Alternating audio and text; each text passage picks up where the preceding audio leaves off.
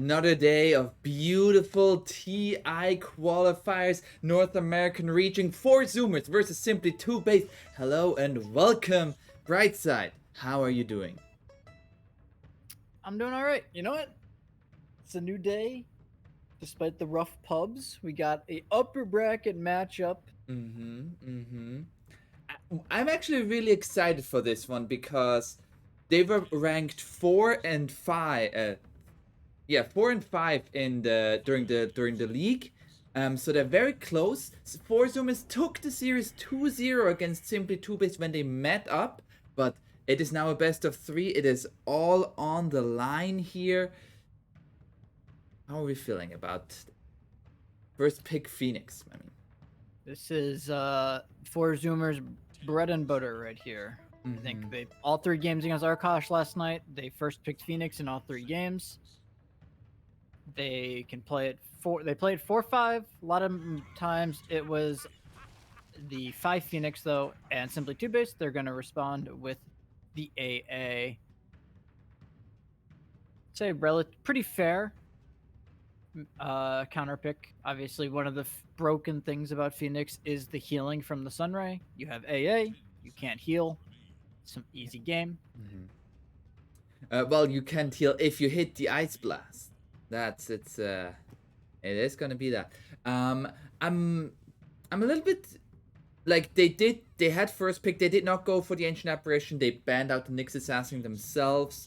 I was gonna ask you about that hero, precisely the Mars. I was thinking that maybe 4Zoomers looking for that. But now the Mars on the other side. What is 4Zoomers now gonna get for something like the 8th pick? Man, you never know with this team. That's the thing. They will just first phase mid heroes or carries and just say, who cares if they have bad matchups. So we've seen Gunner first phase Ember multiple games now in these qualifiers and in the DPC. So that could be something they consider. They could also just pick up a stable carry versus the Mars, should they want something like that.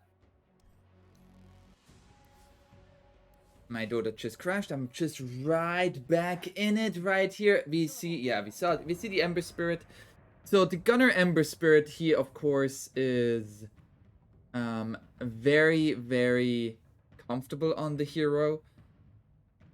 Does not really offer that much protection for the egg though. I mean, it kind of does. You change them when they're trying to run in to hit the egg is one way to, protect it in a way. Also, just overwhelming magic damage at times. So if they try to hit the egg and then they just die to the Ember Spirit, that's one way of protecting it. Always fun, always fun. But you are right. It's not like a conventional egg protector like a Mars or like an Axe-esque hero. So I'm surprised that Simply TOOBASED banned out the Juggernaut themselves. I mean, it is a relatively good lane against the Mars, but it's also like one of the carry heroes that Phoenix doesn't like playing against at all. That's true. However, 4Zoomers have 18 pick. So they are protecting their Mars, I suppose, because they don't want a 17 jug and then get the 18 counter picked. So we'll probably see them 17 some sort of stable mid, perhaps. As we are seeing just the big PL or the big Mars counters be banned out from TOOBASED. Maybe imagine Ursa a potential ban as well. PL, Jug, what else is it? Nice. Spectre. Forgot about Spectre. Oh, yeah. I mean, the Spectre hero would also just allow to jump onto the Ancient Apparition. So, in terms of drafting, you're mostly gonna go for your position 4 here now, I would assume. What do you want to pair with this Mars? There's a couple different options. You can go for just a double stun route, like a Lion. We see Lena banned out from the Zoomers, actually, so that's not available. We've seen, like, Wind Rangers. Generally, melee here, or generally ranged 4s synergize the best with Mars. So we may see them go for that route. You However, could see something like a Dark Willow, maybe. it's an option. However, they probably need another lockdown for the Ember Spirit. Right, this is the first phase Ember Spirit. Your one support already doesn't have any catch for him. AA obviously lacking in reliable lockdown. They're gonna go for the 5-up Earth Spirit. What better than in a grudge match to bring out the two brothers going up against each other even more? So now for Zoomers, they're gonna go for a Tidehunter. Okay, so I like this Earth Spirit pickup. 5-up looked phenomenal on this in their games against D2 Hustlers yesterday, and it gives them a. I guess it's not technically reliable, but it's pretty close to it, right? It's the silence, the stuns for Ember Spirit, very, very nice. However, for Zoomers, they respond with a Tidehunter. Why do you think they went for the Tidehunter here? What does Tidehunter offer? It's this frontlining hero that simply TOOBASED actually doesn't really have the proper heroes to deal with, in the sense that they can't ever go on him because all of their stuns are dispellable. So if they ever try to commit onto him, they either have to all-in kill him with the Ice Blast, or they kind of have to walk around him. Oh, they get some more damage from the Leshrac. This is most likely the mid for I Annihilate. Most likely Mars offlane could, I guess, be a, they could flex this still at offlane Lesh mid Mars, I suppose. But the nice thing about the Lesh is its overwhelming magic damage, which Tidehunter doesn't particularly enjoy playing against. So now you have a great synergy with your AA, the Ice Vortex with the Lesh damage. If you get on top of the Tidehunter, you should have the tools to bring him down.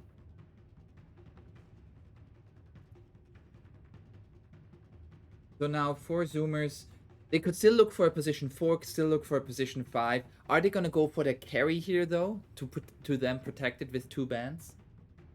Imagine we see a carry picked up. I think Ursa still looks great. Oh, or Wraith King. That is awesome. That's the other Mars counter that was left.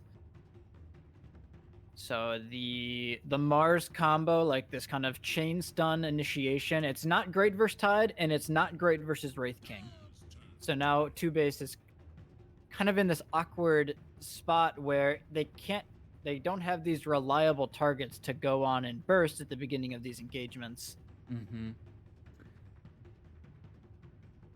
I get that. I'm a little bit concerned for this Wraith King though, because I still feel like there is quite a few of low CD stuns which can like just kite him around. The Leshrac can run around, the Earth Spirit can just kick him away or just stun him. I'm a little bit concerned for this Wraith King, but the sustainability I think for Zoom is certainly looking very good right now for them. That's true, but that's where the other heroes of 4Zoomers come in, right? They have the AoE lockdown of the Ravage, the chains, as well as the Supernova to enable. If simply TOOBASED ever overcommits into these big ultimates, the Wraith King will be able to dish out the damage then. Yeah. So you're gonna ban out Axe. Okay. So 4Zoomers is gonna have the next pick here. They're gonna pick up their second support, I would assume, unless this is like some Tidehunter 5. Hoodwink last phase, Hoodwink ban. Is there any hero that you see here that you would like to pair up with the Tidehunter? Yeah, you generally just want some sort of range stunner. They go for it. The Mirana, this hero has been seemingly in every game. So, and I'm getting a little bit concerned for TOOBASED. This is a first phase Phoenix. Right now, who's gonna hit that egg? Yeah, that's a great question. Because right now, nobody of those heroes are gonna hit that egg. Yeah, simply TOOBASED is very reliant on killing a hero with their initial jump, it looks like. They do not want to take sustained fights, as they have very limited time here. I'm gonna pick up Gyrocopter. You don't really sound happy about this gyrocopter pick, or too happy about it. What makes you hesitant about it? I mean, it's okay. It has a pretty good lane versus Tidehunter. You have magic damage if you have more magic damage for if they ever get on top of these heroes. But it's not the best egg hitter. You kind of need to walk into almost melee range on Gyrocopter to hit it. Mm-hmm. And it's very susceptible to just getting CC'd to death by Ravage, Wraith King stun, arrow combination. It's simply 2-base. They don't have great save. It's just like an Earth Spirit kick away or something of the sort. So simply 2-base. They need to be aggressive. They need to be the ones setting the tempo for this game. As I have concerns about their ability to do that into this pretty insane team fight of 4Zoomers. So you favor the 4Zoomers draft here a little bit? A little bit. That being said, they don't have great tower push. They also are very CD reliant. So the Ravage, the Supernova, even Reincarnation in the early levels, it's a long CD. So 4Zoomers, they wanted to kind of take these scrappy engagements based around the Ember Spirit, whereas 2-base, they don't have any big CDs to play around, so their whole lineup could be enabled early. Yeah. So we'll see how that is going to go. I started a little prediction in chat, so for everybody who has been spamming the nice with 69 points, you can now wager some points so you can get some more, so you can spam that a little bit more. We already have somebody. I'm putting every penny against Mars. Some Mars hate. What in the world? Well, we are here now. Game number 1 of this best of 3 4Zoomers on the Radiant side versus simply 2-based on the Dire. Let's go over the lineups here really quick for the Radiant. We have Brax on the Tidehunter, Sammy on the position 1 Wraith King, Husky on the Phoenix, Gunner on his famous Ember Spirit, and last but not least, Ocean on the Mirana. Who do we have on the Dire bright side? For the Dire, we will have starting bottom, 5-up will be on the Pos 4 Earth Spirit, Monkeys Forever on the off lane, Leshrac. Going mid will be I Annihilate on the Mars. We did talk about this potential flex in the draft. Going top then, we'll have Empyrean on the AA with Boris on the carry Gyro. So it looks like 2-base, they really value this offlane Lesh with a stunner. As we saw T1, they kind of pioneered the Nyx Leshrac lane. So very similar line of thinking here. So do you think it's much more that they want the Leshrac in the offlane, or what is the case to be made for the Mars into the mid lane? I'm never sure. I'll be straight up. I'm never sure what the big advantages of putting the Mars mid are over the offlane. It seems like a really nice game to have like a super farm Leshrac, because 4Zoomers, they don't really have the damage to deal with him. But I guess then again, they don't really have the damage to deal with the farm to Mars. So they probably just want the early catch, I imagine. The earlier catch, the better, I'd say, against this Ember Spirit. Just limiting the potential that Gunner has in the game. Yeah, as we see now the lanes here developing. Where do you... we haven't had the first blooded. Where do you think where will it be? I'm definitely looking bottom. As we see everybody missing their stun except the Wraith Fire Blast, which you can't really miss. Well, technically you can if you use it on the creep, right? Okay, yeah, that's fair. So I guess then you wouldn't be missing. It's just you'd be aiming for the creep, maybe. It was on purpose. Yes, exactly. Both of the side lanes are definitely the lanes to look out for, though, right? If Gyro AA isolate a target with their magic damage, that could be very scary. I don't foresee the Mirana ever going down once he gets that level 2, but Tidehunter definitely has to be on his toes.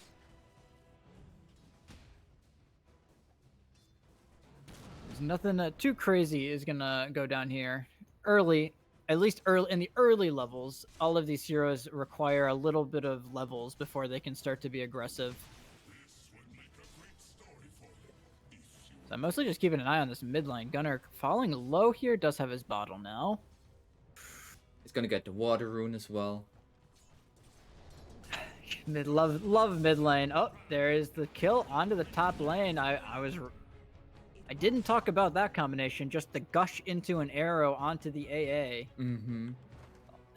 Very, very hard to counterplay that as AA, as you are just a slow man. There's It's just gonna go onto Boris now, and just right-click him time and again.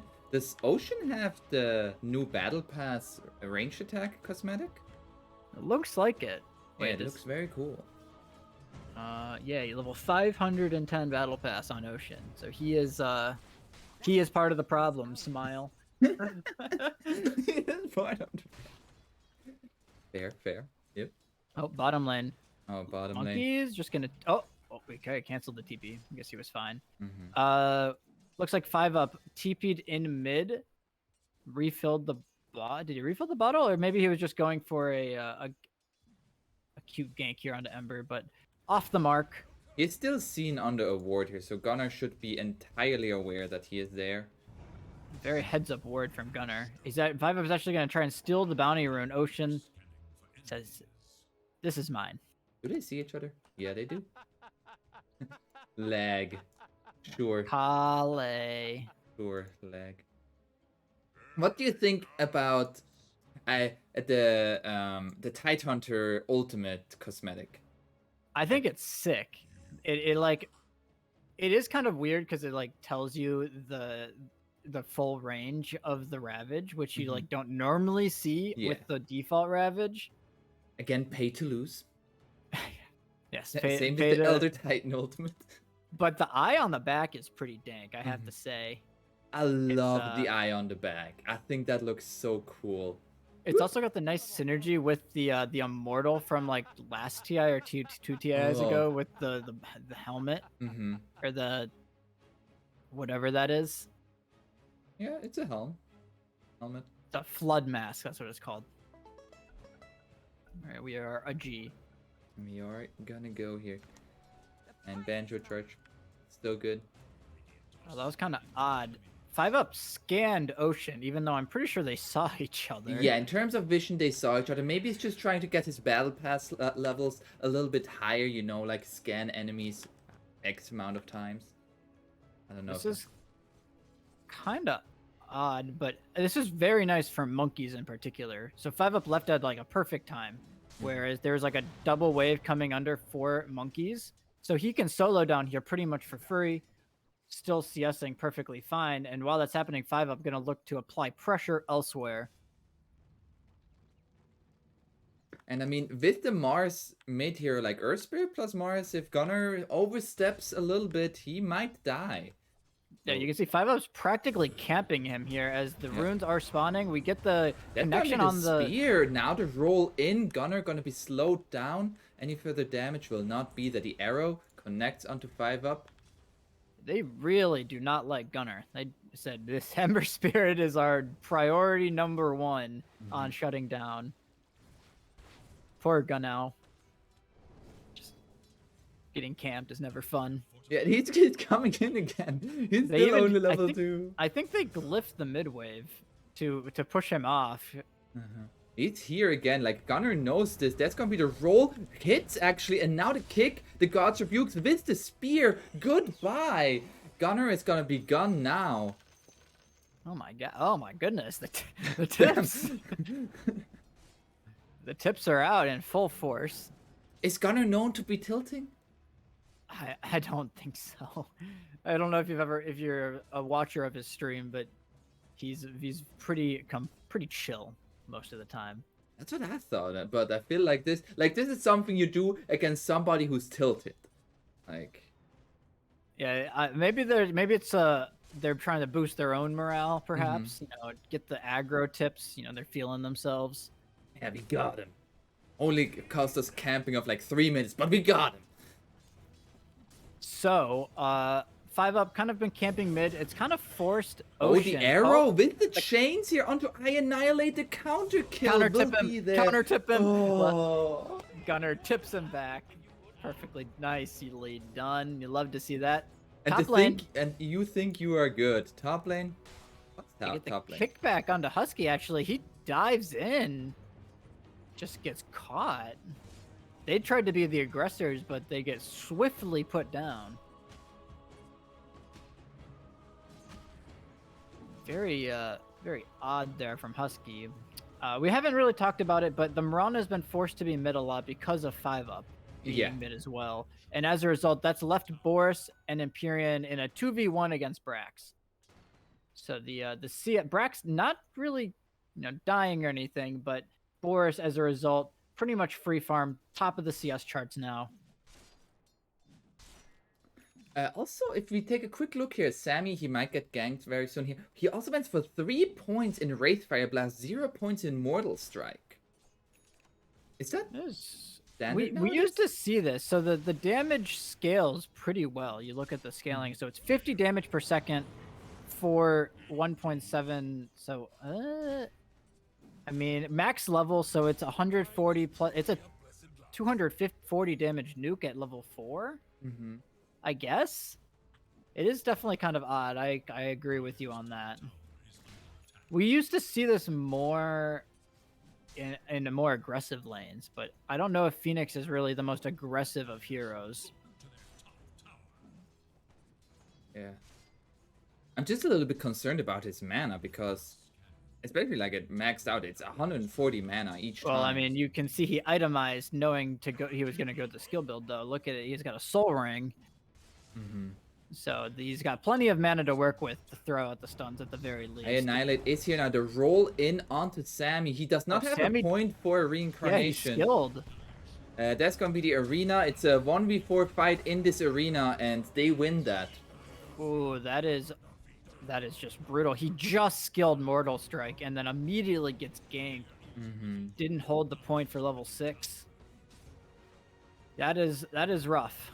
You definitely hate to see that. Did you see a rotation? Yeah, rotation towards mid here. I Annihilate. Uh-oh, it's going to be gushed upon. The dive, they slow him down, they root him, they arrow him, and he is dead. Brax has kind of just been farming away top. I haven't been paying much attention, but he actually took the tower up here. Takes the tower, rotates mid, gets a kill onto the mid, and now he's going to post himself mid. Mm-hmm. Brax doing work here in this early landing stage. Also, in terms of net, but he's the second most farmed hero in the entire game, only behind his own Gunner. Yeah, and you kind of think like, oh, 5-Ups puts so much pressure on Gunner, but Gunner's still top of the net worth. Doesn't appear to have really worked. The chain straight onto 5-Up, gets a roll away, but Ocean, he follows him with those leaps. At the same time, Monkey's Forever trying to find a trade onto the Phoenix. He does not have egg. He is just dead. All right, nice little trade. Slightly, I guess, in favor of the Zoomers. You can see the I love the way they're deciding to play this. Normally when you have Tide and like Phoenix, you consider them low CD or high CD heroes, right? Mm-hmm. But they're just playing super high tempo with setups for the arrow across the map. Yeah. So they're not really treating these heroes like they have these big ultimates. They're more of a luxury at this point.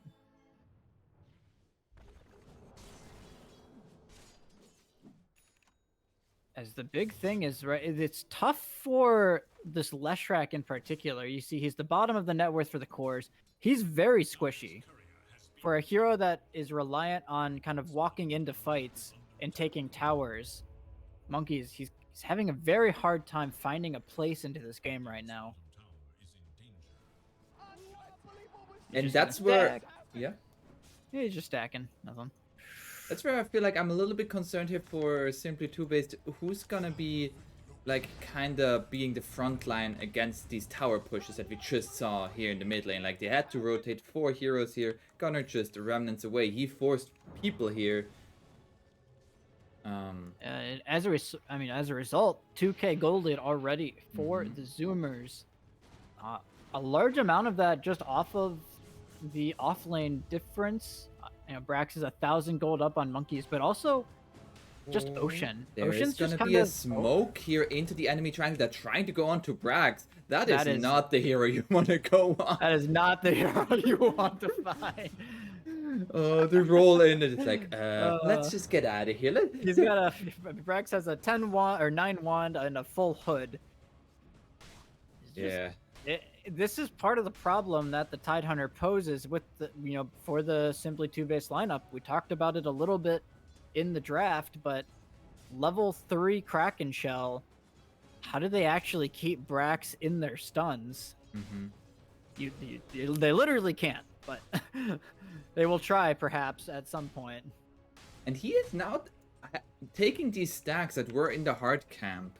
I thought those were maybe for the Wraith King, but they just say, no, Brax, you take that as the Tidehunter. He is gonna go... What's he gonna go next? Has 1,000 gold. Maybe just straight Blink, or what would you like to see from this Tidehunter?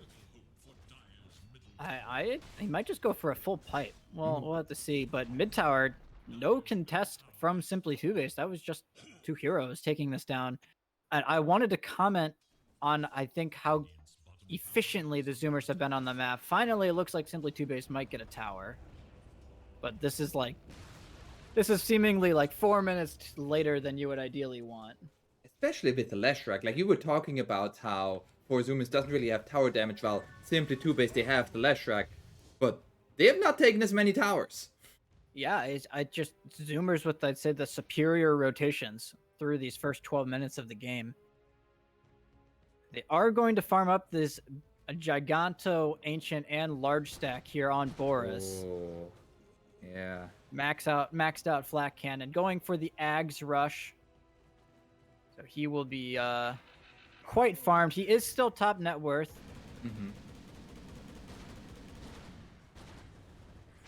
Yeah, he is definitely very strong. Feels right now though a little bit of the 1 core versus 2 or 3 core situation that we've had quite a bit in these qualifiers. Yeah, and Zoomers, they just have so much more map space. Look at where Brax is farming. He's just sitting on the enemy side of the map by their outpost. There's farming gonna up be an camps. arena onto the Ember Spirit with the Ice Blast over the top, but he just remnants out. 5 up, not quite in range for the silence. And this is what the Simply 2-base lineup struggles with, and the Zoomers are really just abusing it right now. They're pretty low damage, and their catch is pretty minimal. I'd say they're reliable lockdown. They need to get this perfect chain stun onto the Ember Spirit in order to take him down. But if Gunnar has a remnant, if you're 1 millisecond off on that, he will get out, and now they're gonna find Empyrean. Pain. 5 up jumps in here. They see Ocean, Moonlight Shadow coming through. He's right under a sentry ward. That's gonna be the chains onto 2. Like, Brax has Ravage if they continue to chase this. I don't think you want to take this fight. Gunnar even standing in front of the Mirana now, looking to turn this around. Oh no, the arrow connects. They find the kill onto the Earth Spirit. It's Simply 2-base. I mean, they try to run in. They don't have a blink on Mars. They are absolutely reliant on 5 up getting some sort of roll. But for Zoomers, they just kite this back so perfectly, and they know they have Ravage and Supernova. So even if 2-base gets this jump, they don't have the better team fight. Yeah. And I love how patient 4Zoomers right now is playing with those ultimates. They have not used Supernova once, not used Ravage once, but that just means that Simply 2-base, every time they try to engage, you need to be wary of that. And we have a smoke up here, trying to find the gyro.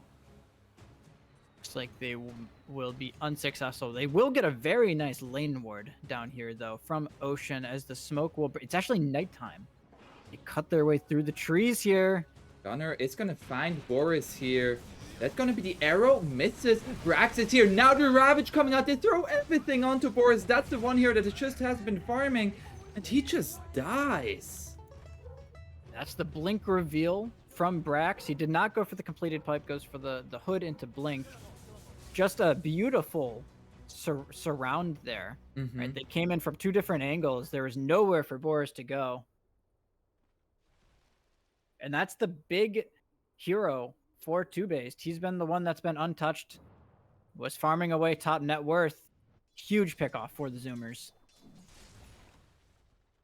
At the same time, Sammy, he's also been farming, working towards the Radiance build. Yeah, I've been really appreciating how Sammy's been playing the map. He's been taking the super scary farm. He's been sitting bottom for almost the entire game. And he's been giving Ancients up top lane Brax. Yeah, they're going on to monkeys forever here. And Starstorm will be there. They don't even really need to hit the arrow here, or do they? Gosh. He should die eventually. Yeah, okay, that's a jump in with the anchor smash. Goodbye. Yeah, it's just, Ocean? Is he gonna take out this? Nah, it's level 1. Okay, yeah, level 1. Level 1 Ice Blast tick is pretty underwhelming. It's 10 seconds, 12% shatter. Pretty meh.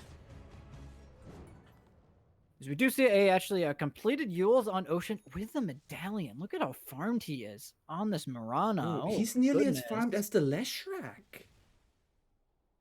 Yeah, and we talked about the setup for the arrow. They no longer need these stunners to set up for him. He can now find these isolated targets on his own. Can now apply even more map control. And also, if we just look in terms of levels, like Empyrean and 5-Up, both only level 7. Like, I feel like Ancient Apparition and Earth Spirit are both heroes that very, very much like levels. I'm like looking at how the Simply TOOBASED map, and they just seem so constricted. There's so many options available for the Zoomers, and they can also, just choose to chill out if they wanted to. Right? They can just choose to play a farm game. They have slightly more map control, so they will outfarm Simply TOOBASED. Absolutely. Ocean finds the Yule Scepter here onto the gyrocopter. He didn't have arrow, but Sammy's coming in.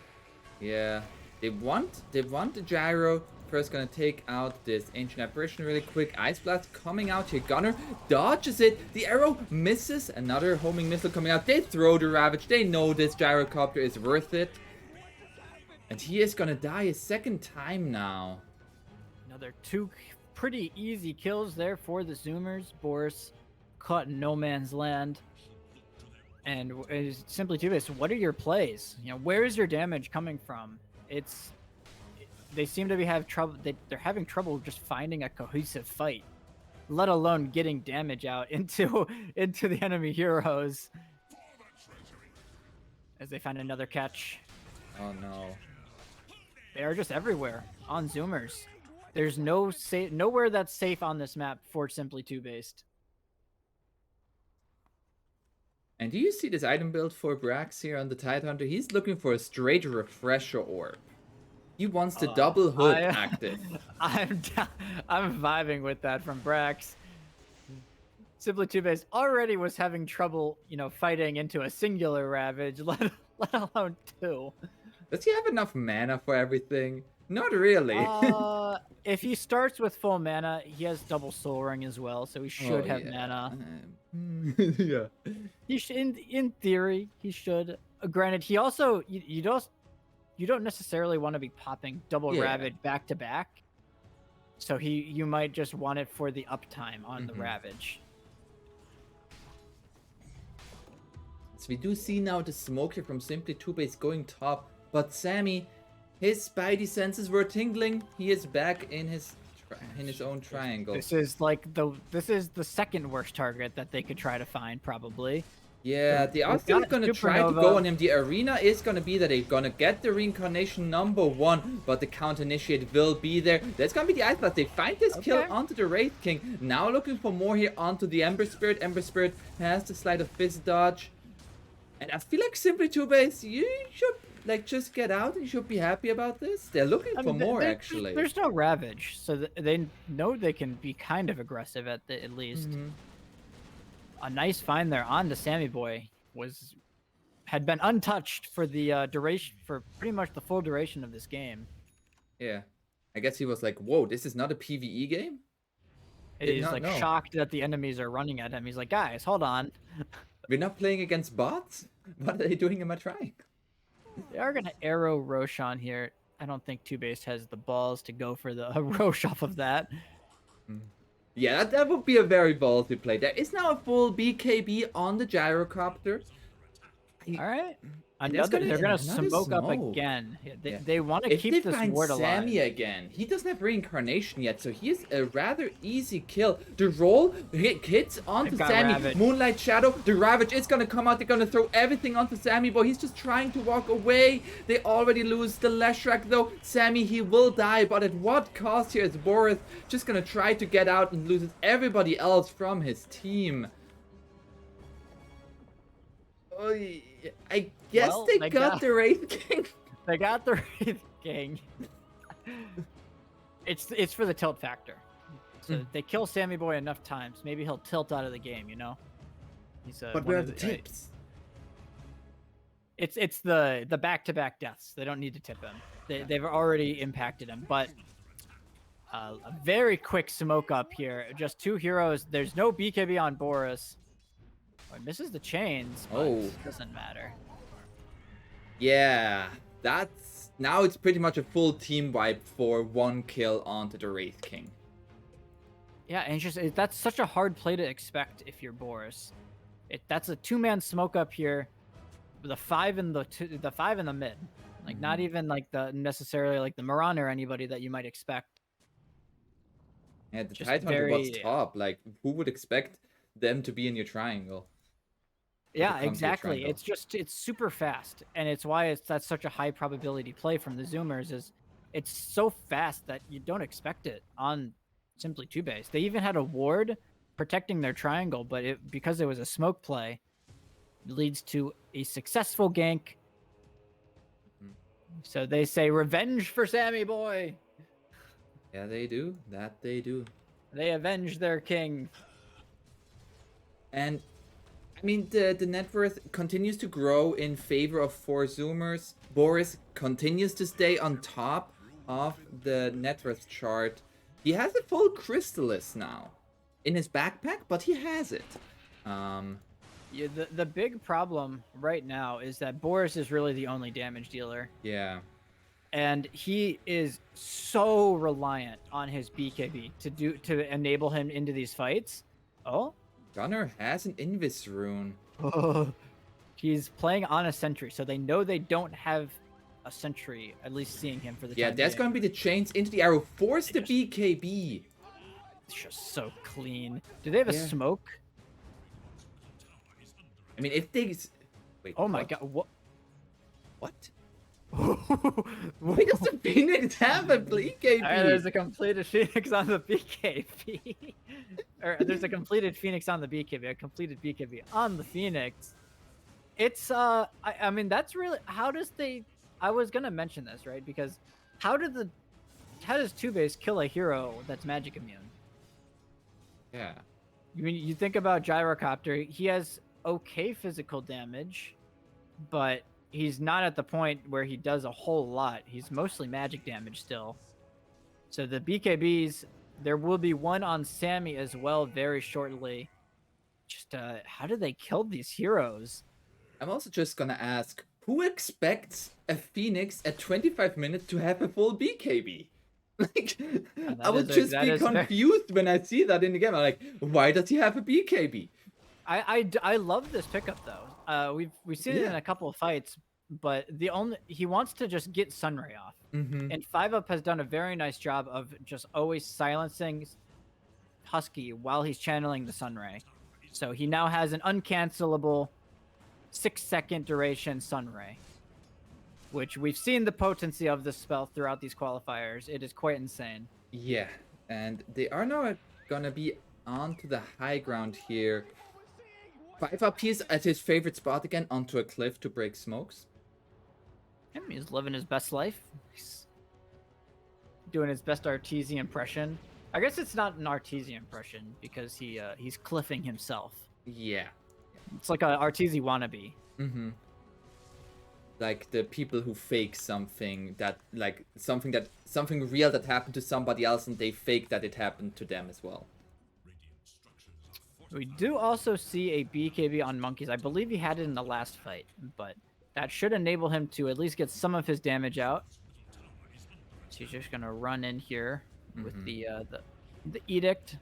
They are gonna bring in Gunner and the Sunray, looking to go onto this Leshrac. The spear connects onto Sammy, but this Disco Pony forced to use the BKB. Do they still want to fight? Is this just gonna go for the TP out? The stun coming out onto 5-up. He dies for this. And it just feels like all these plays, the resources gained are in favor of 4Zoomers. Like, they didn't use absolutely. A BKB. They got a kill. And the BKBs for Simply TOOBASED, like you mentioned, the usage of them, but also just when they use their BKBs, every single fight, they feel just like they're not able to start fights on their own terms. As Zoomers every single time. Gunner's getting a slight chance. Once again, speaking of a slight chance. Scepter? Yeah, he's gonna be able to not have to use his BKB yet. It's so scary.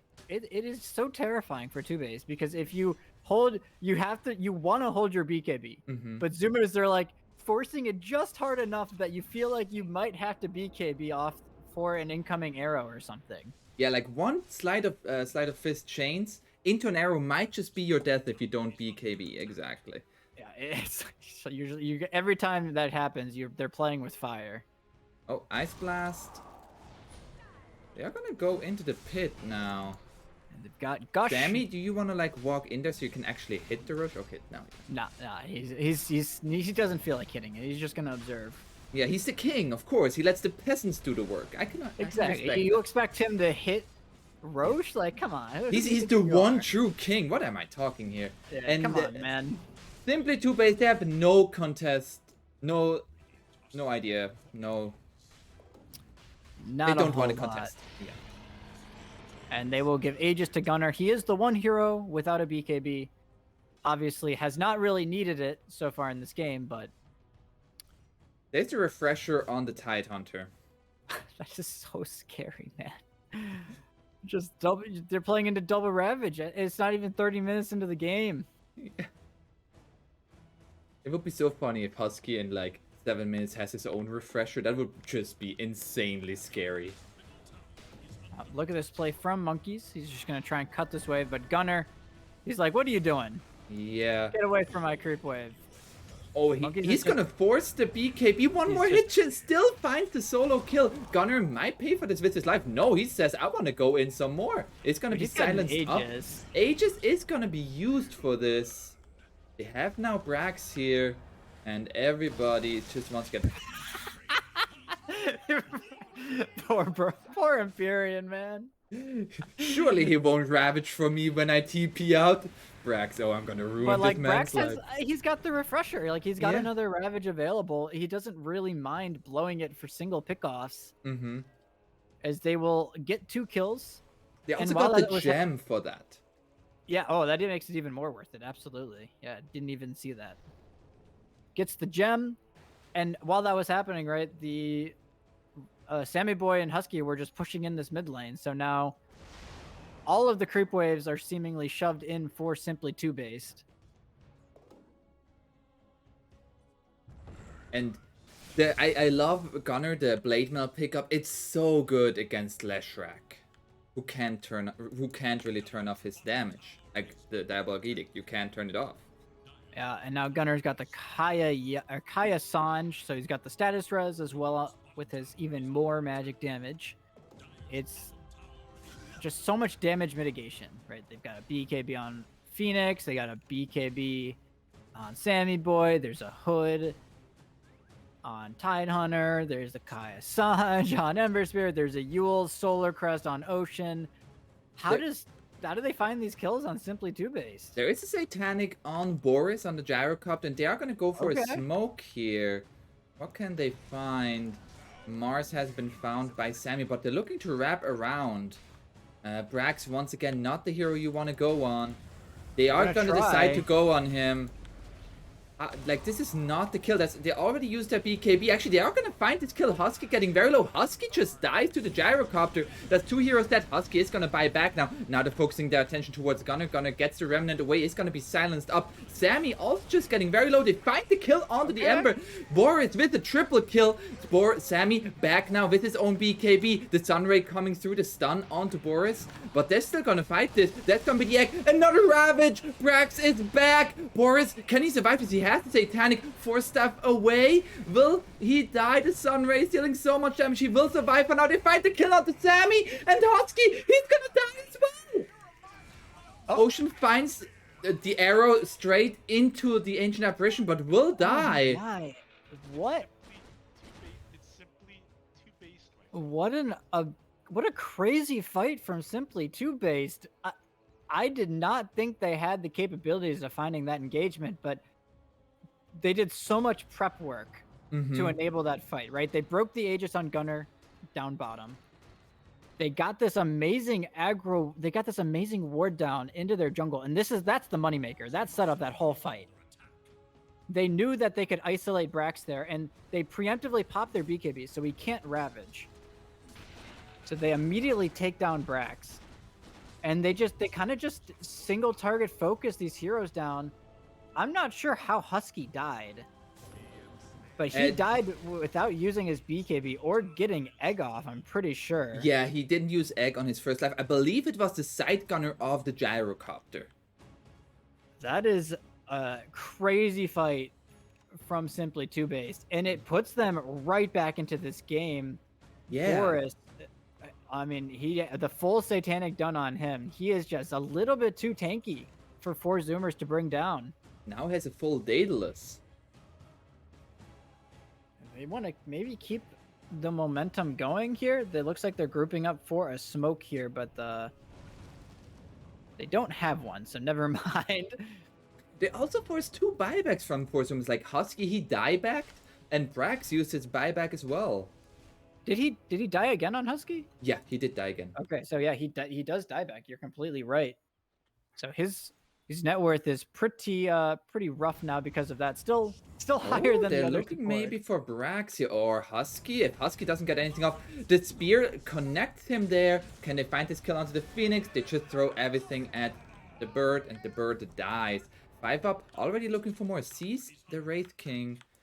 They're just gonna run in here. Yeah, BKB from Monkeys Forever. They're looking for Sammy. Sammy has a BKB. That's gonna be the arena. BKB was still running from Sammy Boy. Sammy Boy, he's so low. Can he survive this? The Ice Blast is gonna come through. He needs to dodge it. He will lose the reincarnation.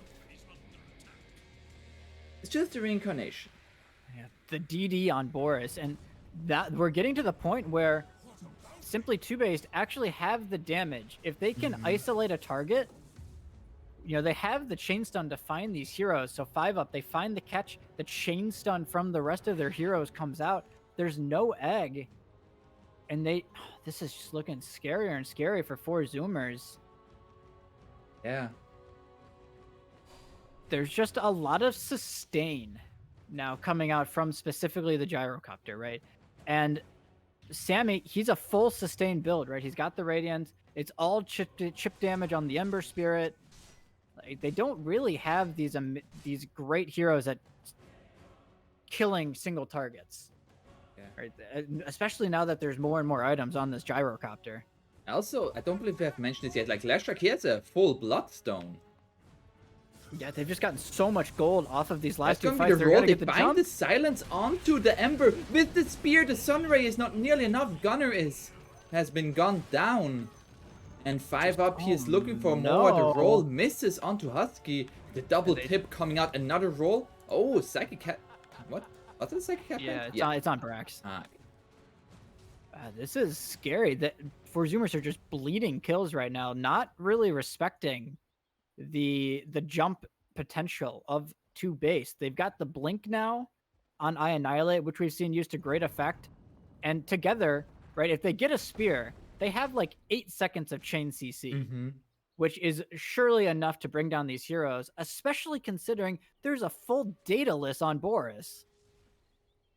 Yeah, he is scary. He is very scary. He is very, very scary. He also has the Titan Sliver. And this was an 8K gold leader, so 4Zoomers, they had an Aegis, right? They It were was in the driver's 12K. seat. Yeah, they were in the driver's seat. But one big team fight from Simply TOOBASED. This is looking better. Oh, Brax, he didn't pull the trigger. Looked like he wanted to Ravage for that, but does not do it.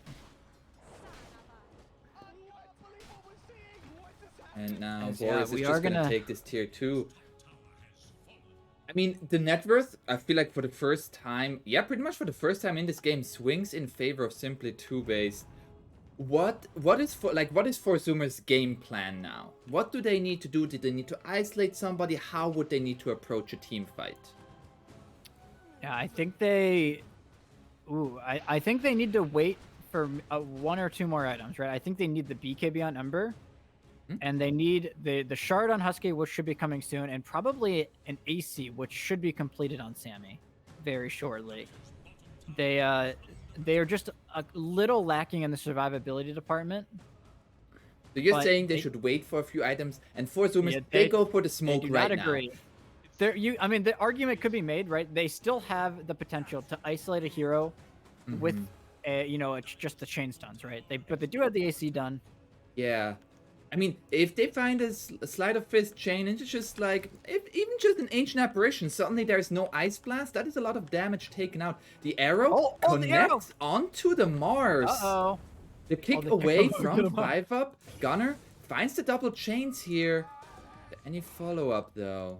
Oh, there's a full Desolator done on the Mars. This is really tense. If either team gets the initiation, the fight could just be won off the back of that. They have to be so careful on both sides. Yeah. Pretty much on a knife's edge, as both teams are playing for this next Roche respawn here. 35 seconds. But look at this play from Zoomers. They're like, okay, you want to play up there. We're just going to walk into your base. Sammy's going to shove this all the way in. But you mentioned they don't really have that tower damage. So they are able to shove it in, but not too much after that. Roche is going to be respawning in 15 seconds. They're still in around this triangle area. And I love this play from Monkeys. He buys up the bots. So he's actually going to walk bottom and shove this all the way out. And this is going to put a lot of pressure on 4Zoomers. Yeah, he's going to go for the next wave. And you look at 4Zoomers, they've got mid control, but both of their side lanes now are going to be pushed in. Yeah. This is... And Roche is now really... up. Dire is aware of this. I believe Radiant is going to see it right now. Oh, that's a clutch rune. Illusion rune picked up for Sammy Boy. He sends the illusion bottom. Oh, nice. Yeah. So they're going to be able to regain control back a little bit of this bottom lane with this Radiance. But Monkeys Forever and Boris, they're just going to walk into the Roshan pit. They do this very quickly. The Daedalus, no Radiant, joke. how are they going to respond? Is that going to be the arrow? Hits onto the Roche. They are going to jump in here. The Split Earth. H is already snatched up by Boris here. They're still looking to fight. Husky gets the egg off, but they're just going to start to hit it. The Ravage is going to come out. The egg dies. Buyback from Husky. He wants to be part of this fight. The second Ravage coming through. Brax getting very low here. And that he is going to die. Buyback from Gunner as well. Gunner, he bought back for this. You need to get out of here. The homing missile does stun him up. He is onto the cliff. Gets speared. That's a dieback on Gunner. It's a dieback on Husky too, I believe. If he dies here, I annihilate, stunting him. They also find... They find the Phoenix. They find the Mirana. What a and Monkeys? Is he going to go into the triangle to find Sammy? No. Just TOOBASED out maneuvering 4Zoomers here in this mid to late game. They shove in both side lanes. They force Zoomers into this awkward stalemate around the Roche, and then they just kind of sneak their way in and steal it for themselves. Did they also pick up cheese? Was that used? It may have been used. I didn't see, but they do get the Ag. They do still have the Aegis on Boris. He also has a DD bottled. And did he get the? He also got the shard. Yeah, he got the shard. So it's not the it's not the craziest game-changing shard, but it's some more damage. Like more damage. Yeah. But I mean, the big problem is he got the Aegis, and that's really all you really were looking for from the side of TOOBASED, and they're just gonna look for maybe the game here. They know there's no buyback on the Ember and no buyback on the Phoenix. There's also no Ravage for another minute for Brax, since there were 2 Ravages used. Wait, what? Monkeys, what happened? Sammy just finished off Monkeys. They get 2 sets of rags for that. They might even find Sammy for that. He have to use his reincarnation. That's gonna be the BKB. And are they looking just for don't more? have the damage to kill Boris right now. He just stands tall in the face of adversity. Or something of the sorts. He did get blessed, by the way. He has spider legs in as his neutral item. So despite he has the Aegis, but he doesn't need boots. Oh yeah, it always feels good. Penta-edged sword. Heck, my sound just died. All right, we're just gonna reconnect real fast. Actually, I believe it just my music died. I still have sound. Weird. Anyways, we're gonna see the smoke here from 4Zoomers. They see I Annihilate. It seems so desperate, right? Making this play. They're down 13k gold into the Aegis. They need to find the jump on somebody. Do they have the damage to kill a hero, though, inside of their stuns anymore? And how this game has turned around. They had like a 95% win percentage on the Radiant side, but simply TOOBASED just a couple of successful teamfights completely turned this around. Yeah, look at the positioning here for 4Zoomers. They're going to posture on the high ground, but TOOBASED, they should be privy to this. 5 up, enjoying his best life on the cliff. A classic, once again. And we really talked about the damage output, right, from the Zoomers. And now all of these auras are starting to come out from the side of TOOBASED.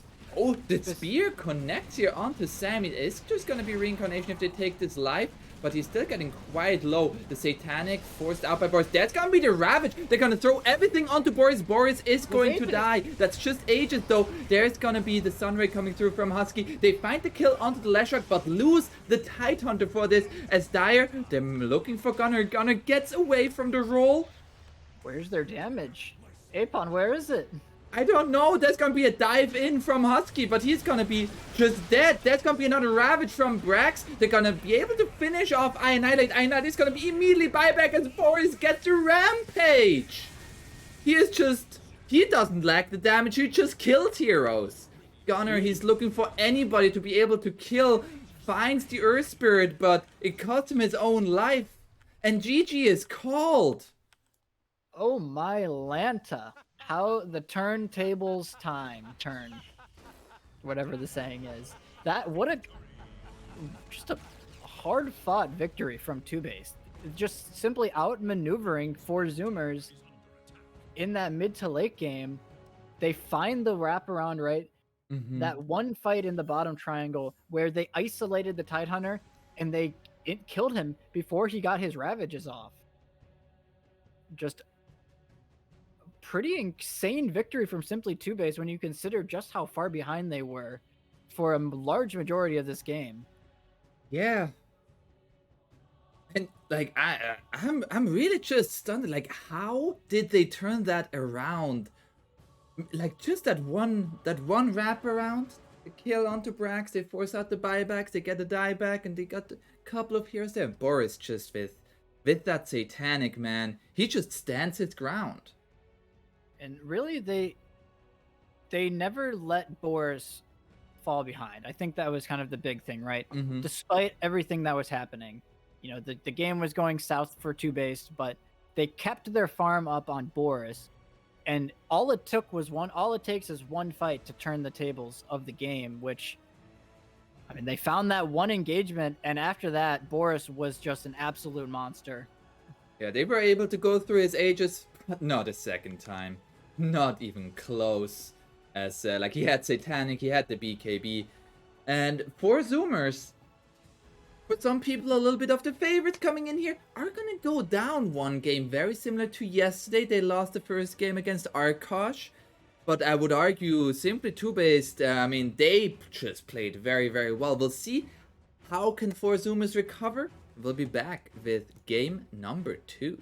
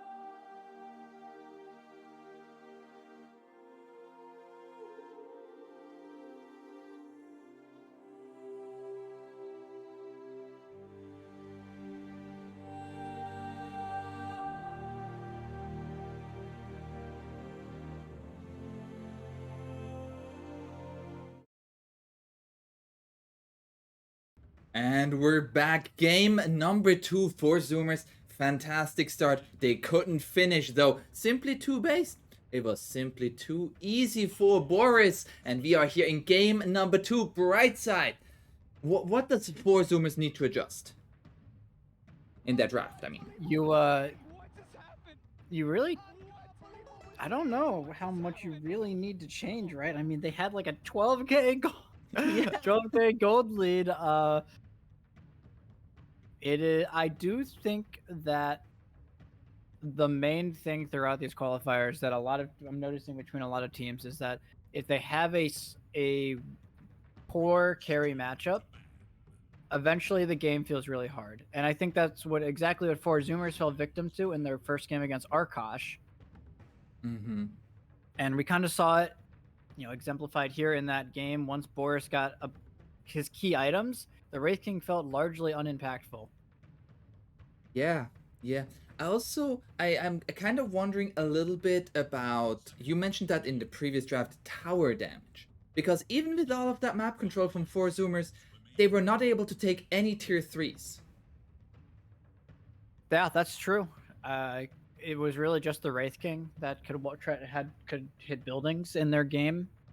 So I wonder if we will see 4Zoomers go back to their early Leshrac pick days. This was something that they were doing throughout the Pro Series as well as through the DPC Season 2, as they would be early picking Leshrac. Mm-hmm. And I think that might wind up being the hero of these qualifiers, or of this specific series, I should say. Okay, so maybe looking out for that Leshrac. Now, simply TOOBASED, they do say we're gonna ban out the Ember Spirit and the Phoenix, so no Terrorblade and no Medusa ban, which were the 2 bans from simply TOOBASED in the previous game. They have the 8th pick this time. They do have the 8th pick. So look, the bans are going to be different. I wonder if 4Zoomers thinks about banning out Terrorblade here. Yeah. It's it might be part of why they're taking so long in this ban. We've seen this 8-pick Terrorblade is just so goddamn powerful, pretty much on every single team. It is certainly something that they have to consider, and that they have to, like, they want to pick the Terrorblade themselves. They want to pick it. Oh, that is spicy. So they say the only hero we care about as TB is this PL, which it is probably the only carry matchup that PL will eventually just single-handedly win on. Mm-hmm.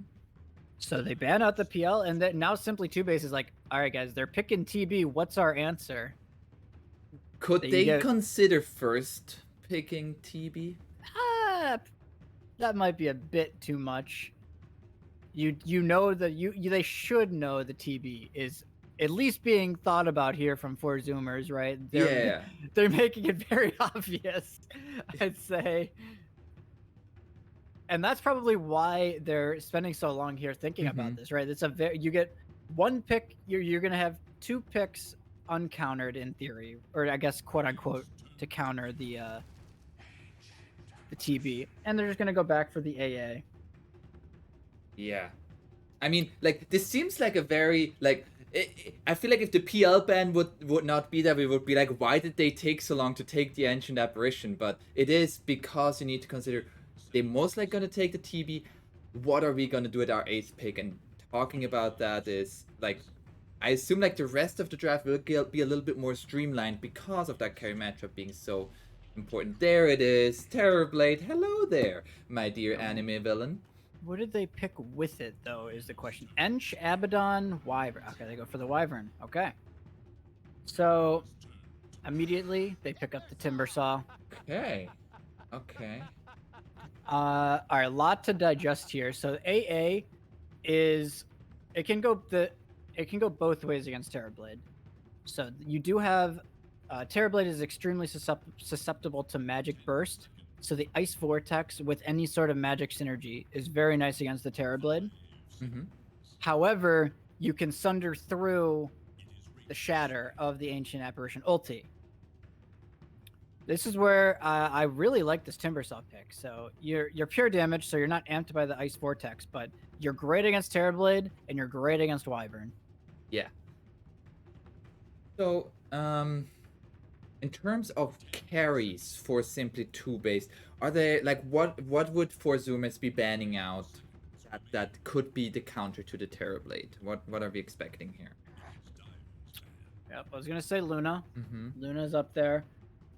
We've seen Drow Ranger have good matchups versus Terrorblade. We've seen Naga. We've seen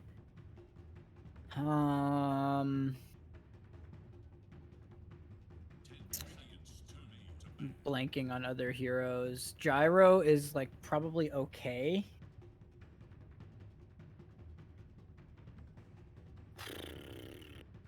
You don't want like an Ursa or something. That feels pretty bad, I'd say, this game. So They ban out the Viper. Is there maybe potential for maybe a Bristleback?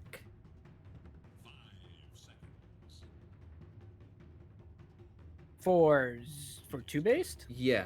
I'm just thinking about like why are they banning out the Viper? Is it just to protect Timbersaw? Partially to protect Timbersaw, yeah. And the I mean the Viper is one of the best 2-3 flexes. Excuse me, 2-3 flexes in the game. Okay. So you can counter the Timbersaw while the Timber has a really good lane. If you ever get isolated by the Viper's insane magic damage output, you will die. Yeah. As they ban out the Gyrocopter. Okay. We're 2 for 2. It's simply 2-based. What are they looking for? I mean, right now I feel like they're lacking a little bit of lockdown. And initiation. I would like to see them pick up something in that vein. Could they be considering maybe like a Dragon Knight? I'd like to see something like a Hoodwink from Simply 2-based. Mm-hmm. Hoodwink AA. Oh yeah. I think have really obviously very, very, very nice synergies between those two heroes. But it's also just raw magic damage burst for Terrorblade, who is a very low HP hero throughout a large majority of the game. So, not to mention, it would be another layer to counter out the Wyvern heal. So they already have pretty good tools at doing that already, but I mean, we see Wyvern is one of the most broken 5s for a reason. Mm-hmm.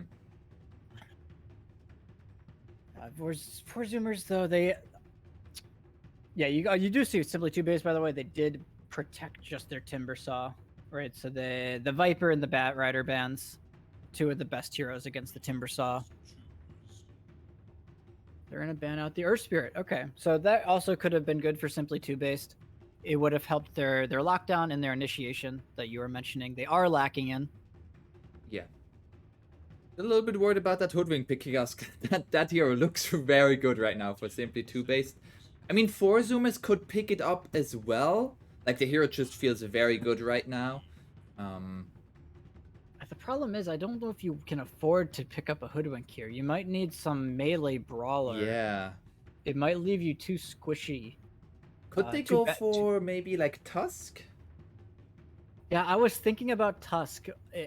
It's just so underwhelming against Timbersaw at a certain point. You kind of just feed to him. Yeah. Okay. Okay, they go for the Lina. This probably means they're picking up a Dragon Knight or an Axe or something of the sort, as this is more than likely for Lina.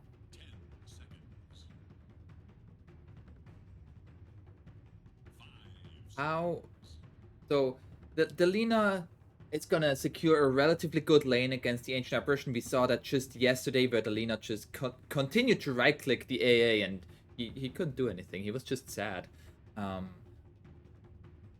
Yeah, we did also see though that eventually that despite the great lane that the Lina gave to their core, they fell off a cliff at a certain point. So they do have to be very careful of that on the Zoomers. And 2-based says there are nice spells on your side. How about I take them? Okay. Sorry, borrow them. Doesn't take them, just borrows. Go for a Rubik. So mostly good against the Lina. Stealing the LSA and the Dragon Slave are both very, very good. Yep, 4Zoomers. They go for the Mars. Very natural synergy with the Lena, just kind of a double stun. You don't actually even need to hit the spear. You just, if you just hit them with the God's Rebuke slow, that's enough to hit them with the LSA. Yeah. So any carry that Simply 2-Base could pick here should, in theory, have a kind of a rough lane against Mars, Lena. Could they go for maybe Juggernaut? You could, however, I'd say Wyvern is one of the best one of the best heroes in Dota against Juggernaut. They're gonna go for the Spectre. Okay. Yeah, then this is kind of where you're concerned about 2-Base, right? They pick up the Spectre, decent lane versus the Mars, but in terms of the carry matchup, Terrorblade, it is pretty heavily favored towards the Terrorblade, I would say. Mm-hmm. Yeah, there's a lot of pressure on the Timbersaw Rubik AA to appropriately pressure him, I'd say.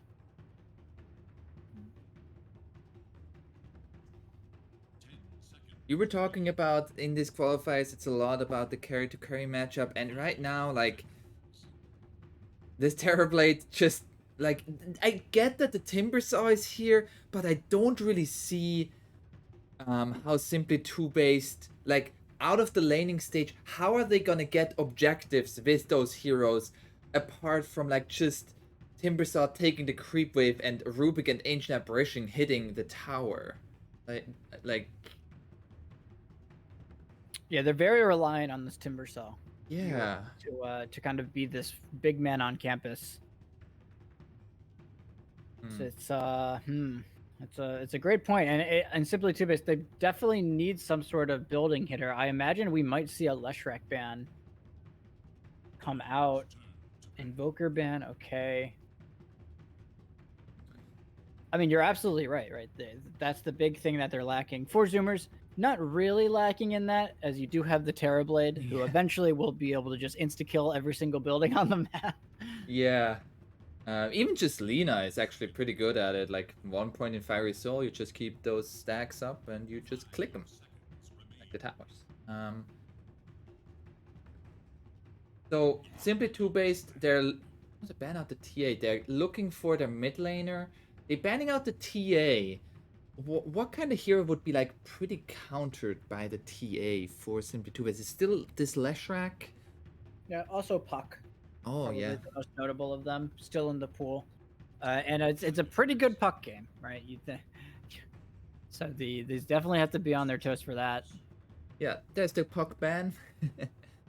It just makes sense. Yeah. They kind of, so they ban Brood, and then they ban Invoker, and then they ban Tia, and then they ban Puck. So just I'd say on your toes thinking.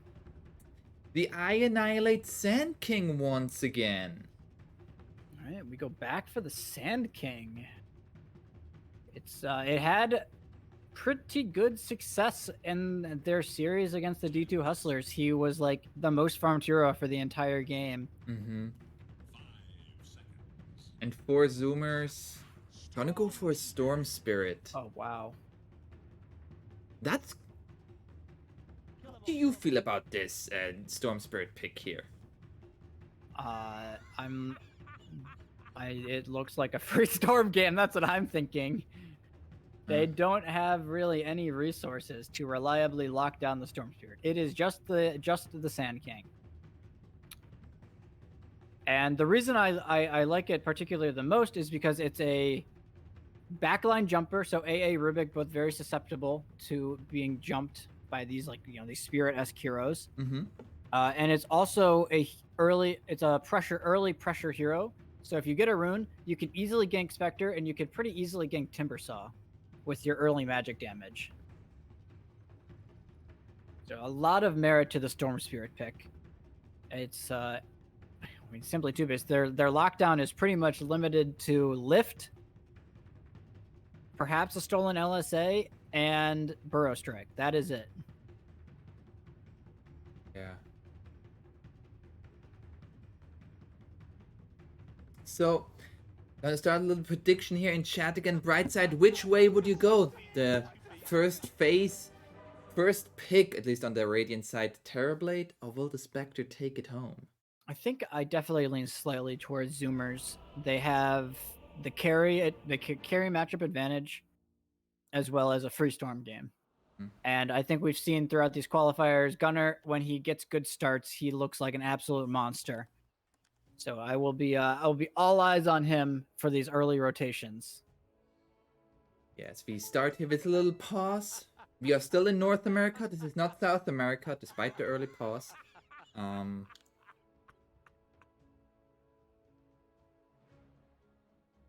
are you doing, Brightside? How is life? You know what? I got a Luna bar, a s'mores Luna bar here to snack on. Oh. A whole nutrition bar. So I didn't have time to eat dinner upstairs, so I just grabbed a little snacky, you know, little snack boy. Gotta keep yourself nutrition fed. There's the word. Got the word. I got there. I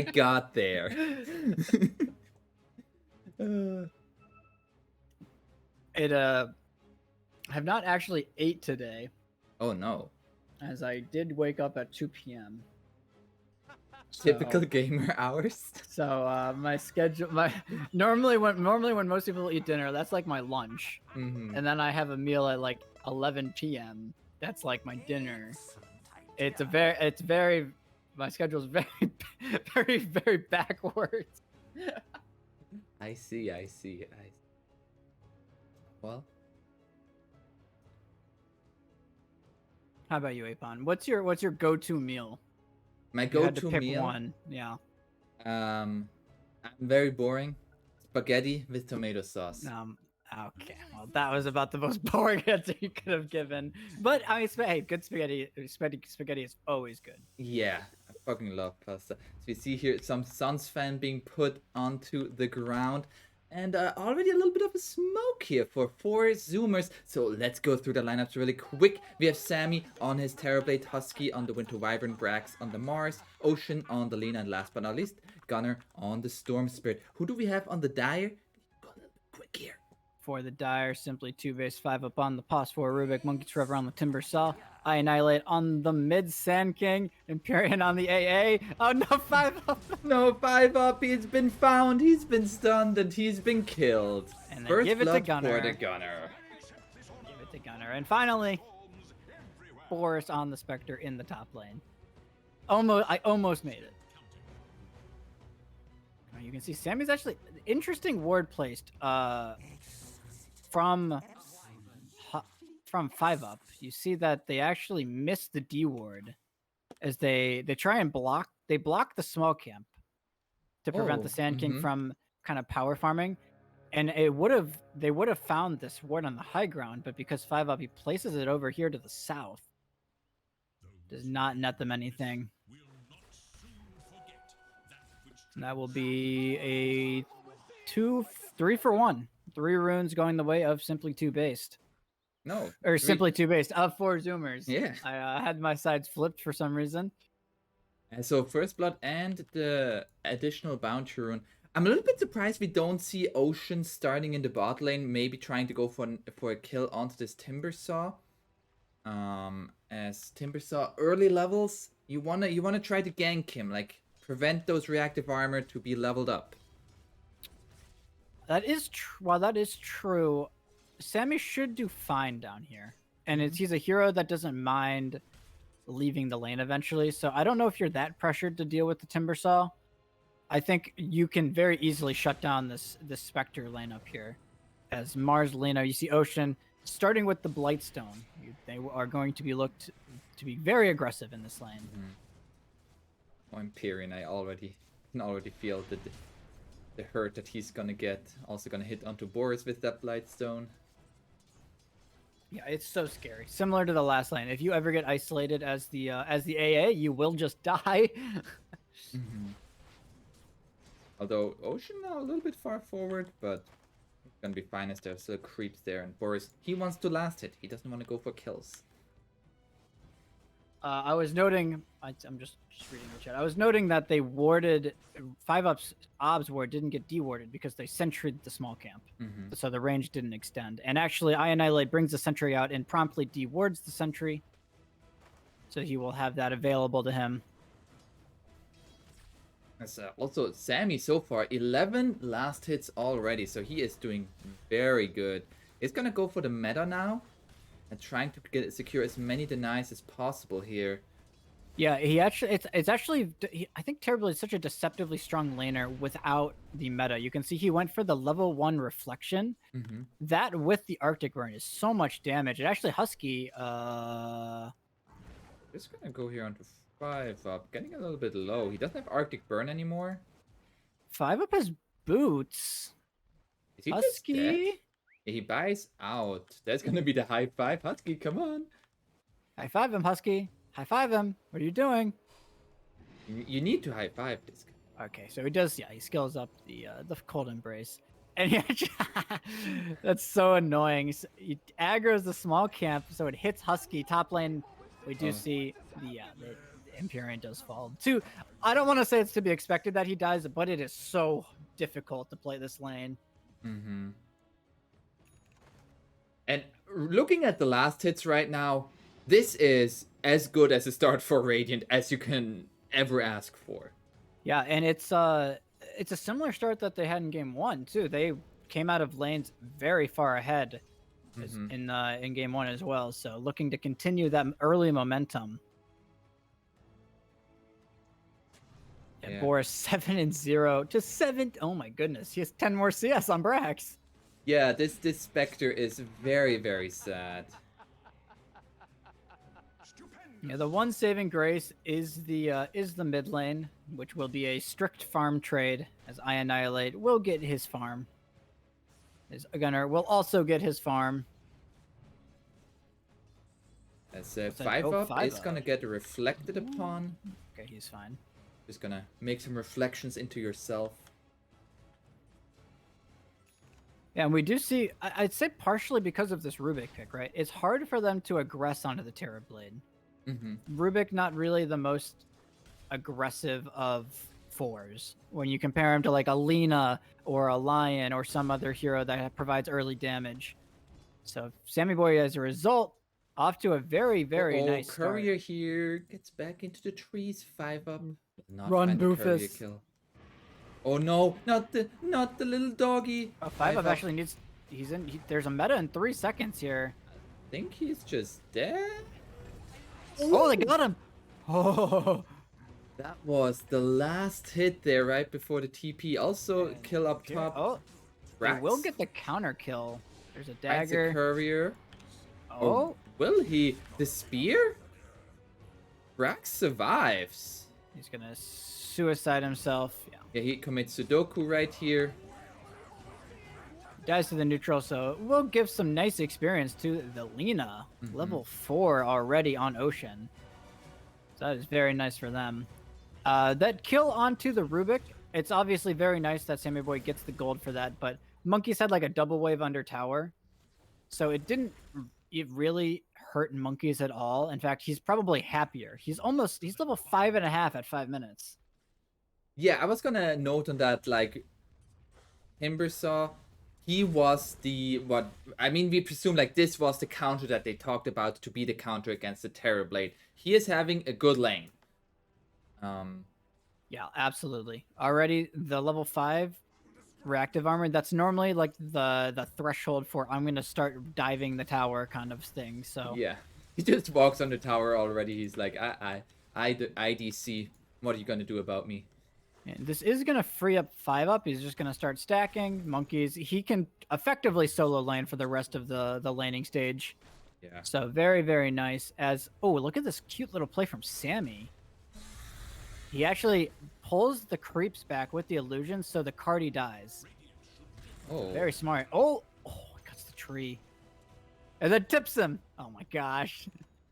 Monkeys. Does he have... still looking. There's gonna be the Timber Chain. Goes with the Chakram. Sammy. Is he gonna go down here? A bit more mana. Not gonna dive to tier 2 quite yet. Yeah, because he gets this drag off though, Husky is now probably going to come over. He's going to maybe look to drag this wave as well. Yeah, look at this. They're just prolonging how long this tower stays alive, pretty much. Yeah. What does that mean that they prolonged how long this tower stays alive? What does this mean for simply two-based?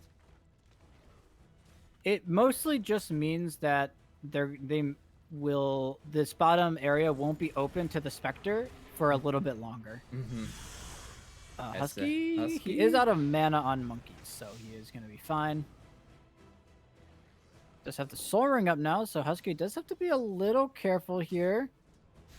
Yeah, he's gonna go straight for the Wyvern. That's gonna be the Cold Embrace. Courier coming on the tower. There's his mana boots. He's gonna TP. He's like, goodbye. I'm out of here. So yeah, that's about as much as you could ask for. He gets almost like a full level and a half on Husky, so you're pretty happy with that. Gunner and Ocean just stole the stacks away. Oh dear. Yeah, and that's pretty much what 5UP and Empyrean have been dedicating their time to, right? You look in the bottom jungle, there was a big stack. Did Sand King take that one? I at least hope so. Looking at his last, it does seem likely. They're looking for Gunner here, the Invis rune. Oh, he got body blocked. He got body blocked, so he knows something is up. That's gonna be the Boros Strike into the epicenter, but the ball lightning didn't lift him. He didn't go over the cliff. 5UP. I don't believe they're gonna get him. But at the same time, they lost the Spectre again. This is a disaster of a start for simply two-based. This is pretty much worst case scenario, right? You don't get the kill onto the Storm, you'll lose your stacks in the process, and you lose your Spectre while that's happening. All while the Terrorblade is free farming. Don't look at net worth of the Spectre. We don't look at that. I'm not, man. I'm just looking at the CS. He's got almost the same CS as the Wyvern. Yeah. He also has almost the same net worth as the Wyvern. Oh god, no. It's not good. It is not good, Boris. He's level 4. Yeah, it is gonna be a long comeback train. They're gonna go on to Empyrean. He is dead. And the problem is, what is there to stop Gunner from just doing this for the entire game? Yeah. It's right, like who's stopping him? There's a lift and there's a Burrow Strike. That is it. And you can see they're immediately gonna smoke up here once again. They've got Laguna Blade pre 10 minutes, pre-tome. Ocean very, very farmed. And even Husky is nearly level 6. They're gonna jump 5UP. He is dead as well. It's just I don't know what simply two-based, how they're supposed to counteract this, as Monkeys was actually forced to TP top. I didn't actually notice this until just now, but he TP's top to prevent their safe lane tower from dying, but he didn't take bottom. Yeah. So this bottom tier 1 is still alive for 4Zoomers. And that's what you talked about, like prolonging how long the Timbersaw is there until he takes the tower, but he wasn't even able to take the tower. No. Now I Annihilate is here. Oh no, oh no, Monkey. And while that's happening, the supports are hitting mid with the DD. Oh, maybe they can. They're gonna look onto the Lina here. They have curse though, like they can't commit. Oh man, yeah, they take down Monkeys, and he was the only hero. I guess Sand King had to find lane, but I mean Timbersaw is supposed to be your stand in front tanky hero, and dying early like that is crippling. Also, just in terms of prediction, there are 4,000 points on simply two-based. Not looking too good. Not looking too good for those points. They are gonna TP top here. There's looking to go onto Brax. Epicenter. Going in with the Timber Chain. Epicenter, he's just gonna TP out. The lift will be there in time. They get the first kill. Oh, while that's happening, Empyrean is getting solo killed. Oh, no, he's not. He's gonna turn this around onto Ocean. They find another kill. Tip him, Empyrean. Doesn't tip him. That's disappointing. He's a man of honor. Couple nice plays here. That move on the top is huge, right? Because Monkey's TP's back up there, So if he were to ever die or anything, he actually runs mid to defend this Cardi. Uh-oh, Gunner? He just walks through the enemy jungle next to the Rubik and the Spectre. Just kind of meandered his way into the enemy jungle. He is quite literally the definition of like, what you gonna do about me? I mean that's it. Yeah, you're exactly right. What are they going to do about him? And the tier 1 tower bottom is still alive. Fortunately, it doesn't appear that 4Zoomers have any intention of defending this, so it will die inevitably. But they will glyph it for a slightly longer duration, you know. And there's a full Yule Scepter on Brax. Ooh. So anybody that is near him is pretty much guaranteed dead from this Mars Arena. Just so much damage they can lay on top of it as well. Just the Lina damage alone on top of the storm damage. Anybody is free pickings. They are gonna try to collapse into their own jungle. I annihilate and a smoke. Can he find the Boros Strike onto the Mars? Finds it now with the Sandstorm. The Arena gonna come out. The Haunt will be there. The stun from the Lina. They lose Brax, but can they turn this around? I annihilate is just gonna get pummeled upon. And that's gonna be the most from here. The curse! Oh my goodness. Onto all three of them. Into the LSA. They're gonna lose hero after hero. Monkeys forever looking to jump away, but Gunner is just gonna follow you with the ball lightning. He's gonna jump again. TP Gunner. Electric Vortex doesn't go for the Vortex, didn't have the mana. Oh, okay. They actually lose the Rubik for that. They get out on the rest of their heroes. That could have been infinitely more disastrous for Simply TOOBASED as Husky. Yeah. Man, have some mercy. What a curse. Yeah, it could have definitely gone a lot worse there. I was expecting at least another hero would die there. Yeah, your Spectre joins his first fight. That was, I think, his Blade Mail reveal. He's not going to take an Ancient stack with it, so... Oh, Husky gonna get gone on Boros. Arctic Burned has the Cold Embrace to try to save himself. The Spear connects onto I Annihilate, but the Ice Blast, and Gunner is going to die. Gunner just not respecting the raw damage output, falls, and now they're going to find another kill. And now they're going to find the Lina as well. I Annihilate getting a little bit low here, but will survive the Spear. Close there. All right, Simply TOOBASED striking back here, and it's all on the back of I Annihilate. He gets this Blink Dagger. He's the most farmed hero on his team. He's absolutely making it happen. And they needed somebody to find these jumps. Right? They were lacking that initiation, and I Annihilate just providing that time and time again throughout this early game. And now it is Simply TOOBASED who are the team who are able to take the mid tower first. A huge turn of events for them, and this will give even more space towards Boros to find that recovery farm. He is still very recovery mode. He is not farmed. Yes, he is mode recovery for the foreseeable future of this game, but I mean, he joined a fight, didn't die, got some experience, got some gold, taking a couple more stacks, so... Ocean is gonna find the Spectre. He gets away. Ball Lightning now stolen. Oh, now. Oh, no. Ocean. Just gonna TP. The lift coming out from 5 up. What a play, actually. He had the stolen zip from Gunner. He zips just far enough for him to get the lift off. That was very nicely done. So, yeah, Zoomers, it feels strange. Like, I feel like they're just... It feels like they're not respecting what Simply TOOBASED can do, despite the, you know, how behind they were out of this laning stage. Couple of odd moves from the Zoomers, and now TOOBASED, right? They've brought back their gold deficit. It was 4K, now it's 2K. Yeah, and it feels especially like I Annihilate and Monkeys, they're able to play their game now. Which before was a little bit concerning.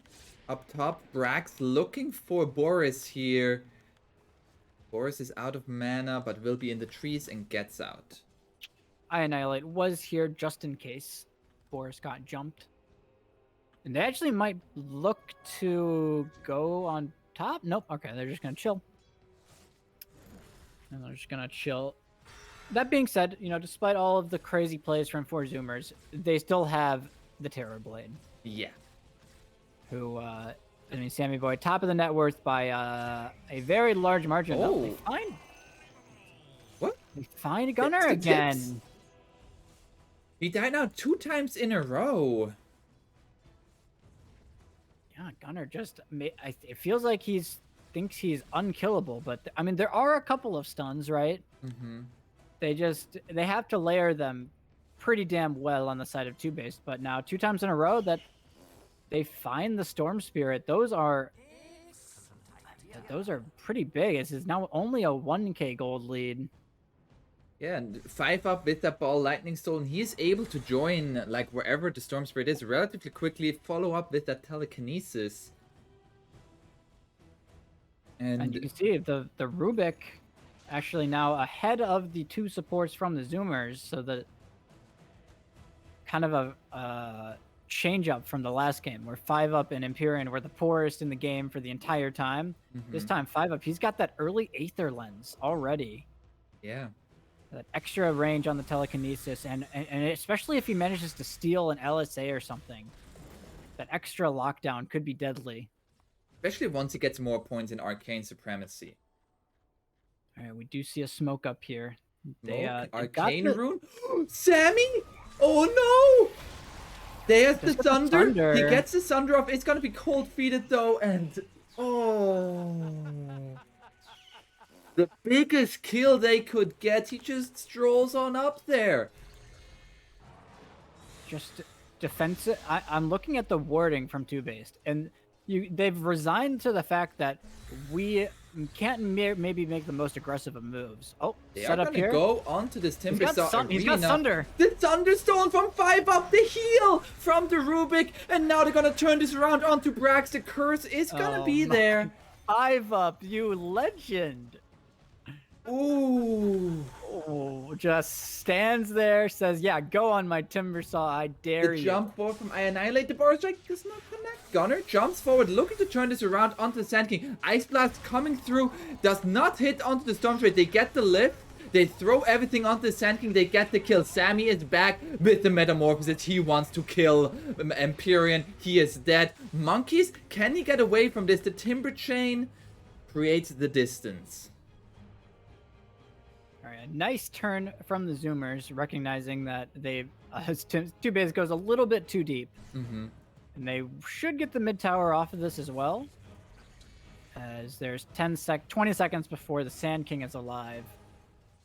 But some huge plays from TOOBASED. Despite them being behind in gold, Monkeys tries for a cheeky deny.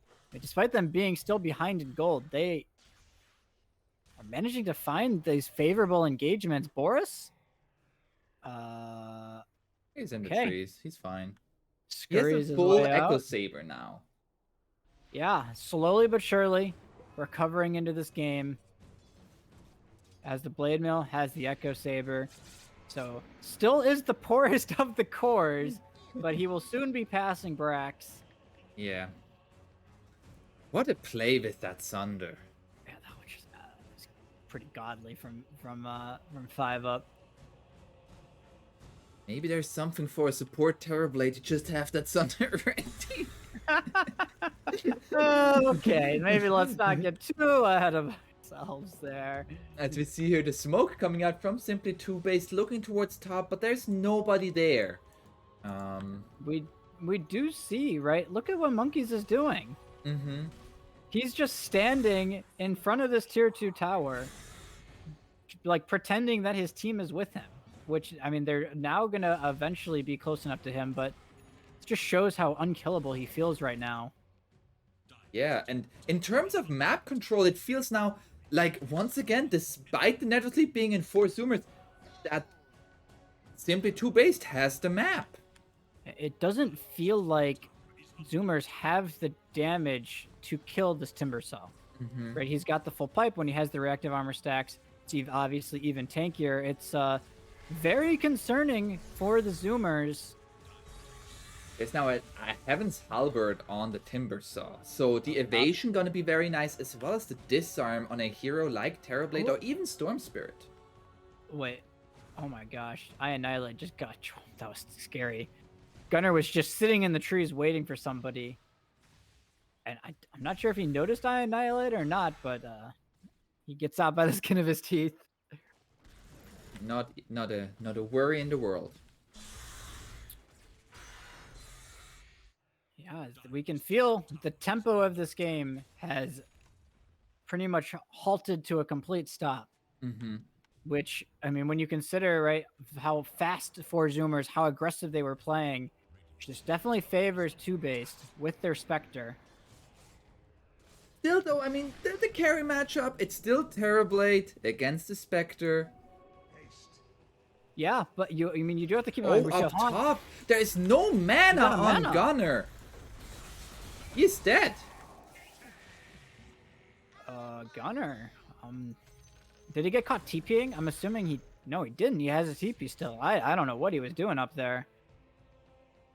Just another freebie pretty much given to TOOBASED. Mm-hmm. And another kill for Monkeys. Look at his... I mean, this man is massive. This Timber Saw is a real problem right now for 4Zoomers. And suddenly Spectre has caught up in levels. Spectre was level 4. And network, right? Yeah. It is... the game kind of... The game plan's fallen apart a bit for 4Zoomers. Mm-hmm. But they still have... This is their TI lives on the line. This is their TI lives on the line. Like, nerfs are there. It is upper bracket, but you definitely hate to go out of the upper bracket, right? It's safe and comfy up here. Yeah. Unless you're Liquid and you say upper bracket is for bitches, but...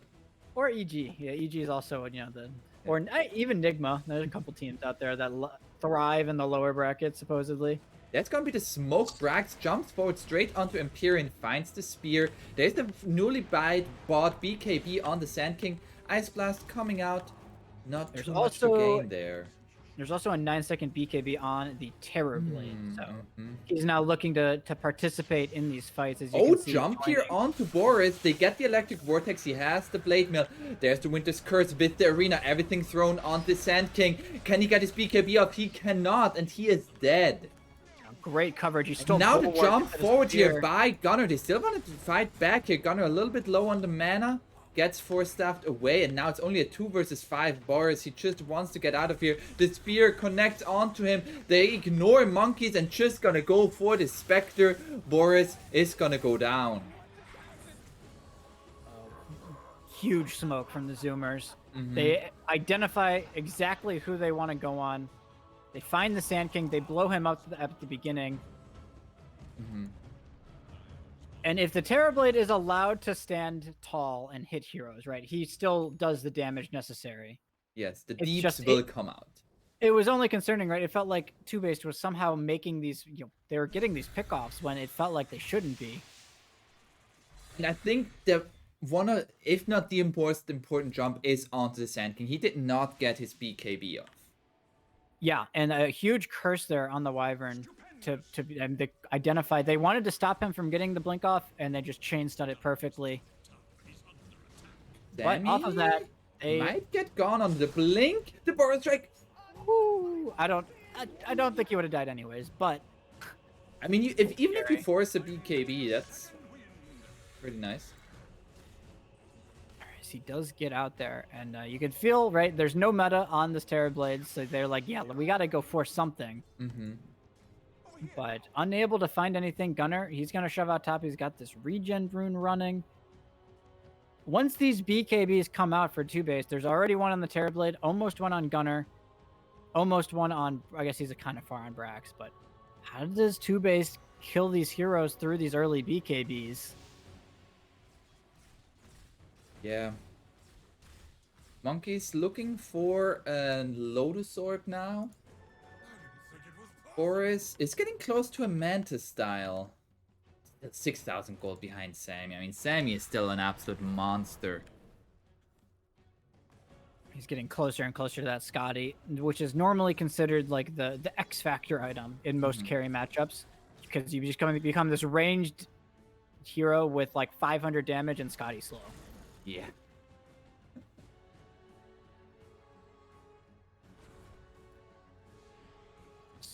Very tense moment here. You can see 4Zoomers, they hold out, right? They manage to wait out their meta. If they can get to the Scotty without any pick-offs or anything, it would be absolutely massive for them. Yeah, he is gonna TP mid now. Yeah, BKB done. To see BKB done on Gunner. Husky's gonna ferry out a smoke here. How much is Scotty? I actually don't remember. 5, 4. Yeah, he's gonna buy the Scotty and they're gonna smoke. But there's a ward here, a Gunner. Oh, they see this ward.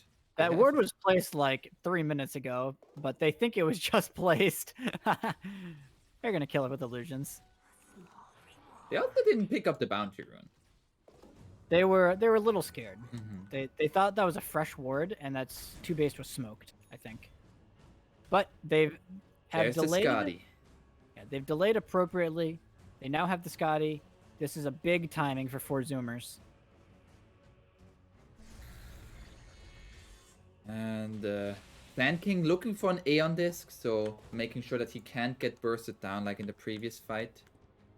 Yeah, we have the Lotus Orb on the Timber Saw. Yeah, it's gonna be the Yule into the Spear, the jump forward by the Storm Spirit, Lotus Orb, the LSA, everything thrown onto Monkeys here. Do they get the kill? He is so tanky. The save shard from 5 up with the shard. That's gonna be the arena, but they still don't have the damage. They're gonna try to finish off the Timber Saw. They find the kill, but now the counter initiate from Annihilate. He has his BKB. Sammy still standing strong. They lose 2 of their cores though.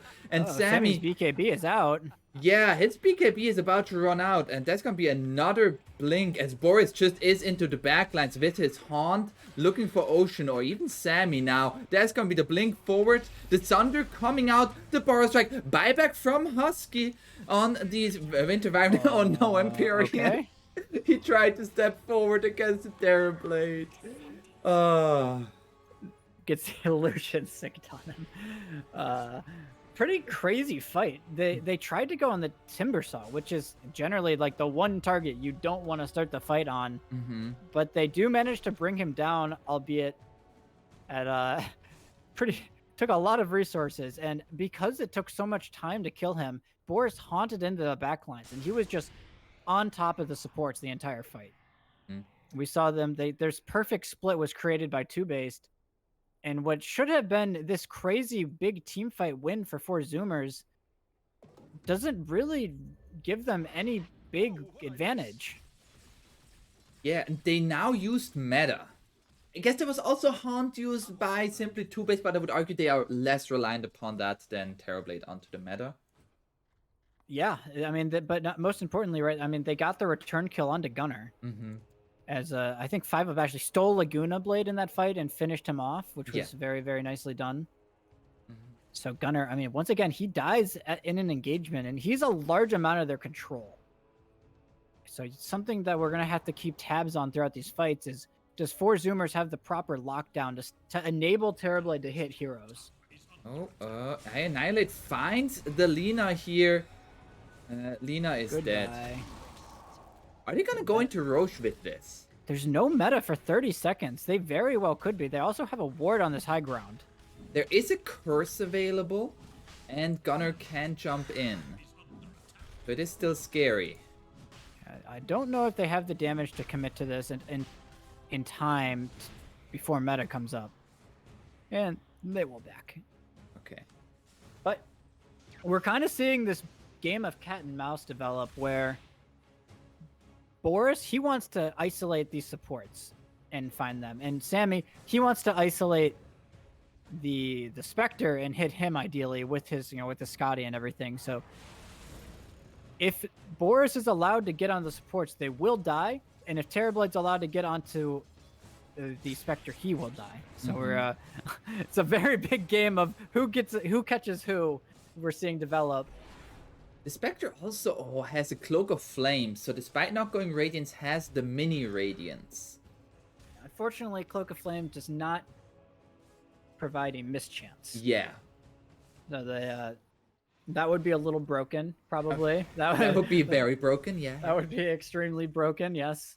That's gonna be the smoke now from 4Zoomers. They have finished the Daedalus on Sammy. Oh my. Yeah, if he is allowed to stand his ground and hit heroes, people are gonna die. Go onto the cliff. That's gonna be the lift up. They're going for 5 up here. They're gonna throw everything onto this Rubik. Rubik is dead. Has a buyback available. Now gonna be onto the Winter's Curse here. They get the Sunder onto the 2 cores here. And Sammy just gonna supply the damage and it by I Annihilate 5 up. They're gonna find the kill onto the Lina, but they lose 2 of their own. Now Gunner. Oh, he will survive. No, another ball lightning here from 5 up will supply the damage to take out the Storm Spirit. But Sammy, he is gonna get the ultra kill. Ooh, and it doesn't even matter if Gunner dies at that point in the fight. Sammy has, when he got what, 15 seconds to hit heroes? That's more than enough time. Yeah. And now they're gonna get Roche. This Roche falls so absolutely quickly. Hitting their stride here, Sammy boy. You can see why they wanted to first phase this Terrorblade. They take out the PL. They say, we don't care what other carry you pick. It's absolutely showing here as he is starting to take over this game. Yeah. And the spawns with the Timber Saw. He still just died. It was too much damage. Yeah, it's at this point in the game, right? The Timber Saw, he feels like a non-factor. No, Empyrean. Rip. Rip. Will die. I Annihilate gonna go for the counter initiate on the Brax, but he's a little bit too tanky. Just looking to maybe force out the BKB, but not gonna be successful. Yeah. So 9k gold lead now for 4Zoomers. Feels very reminiscent of their position in game 1, where they had Aegis, they had the gold lead. However, the big difference is that Terrorblade is one of the ultimate late gamers. He's not a Wraith King. He's not one of these pseudo carries, maybe, if you want to dub him that. He is a true 1v5-esque hero. Oh, monkeys? Ooh. Very close there. At the same time, I mean, Boris, he has his own Skadi now. Yeah. He's definitely very farm, right? He's recovered remarkably well into this game. It's just the entirety of the net worth deficit is the difference between him and Sammy. Yeah. Which is pretty crazy to think about, but that's pretty much what's making up this 10 to 11k gold lead. Sammy, he might just walk up high ground. He's gonna pop the meta. Gonna pop hit the this. meta. Just gonna hit onto the high ground here, and this tier 3 dealing so much damage. Jesus. They need ideal world here for 2 bases. They burn the Aegis because he's already committed the meta onto Sammy. So they want to burn the Aegis and then maybe take a fight after when there's no meta.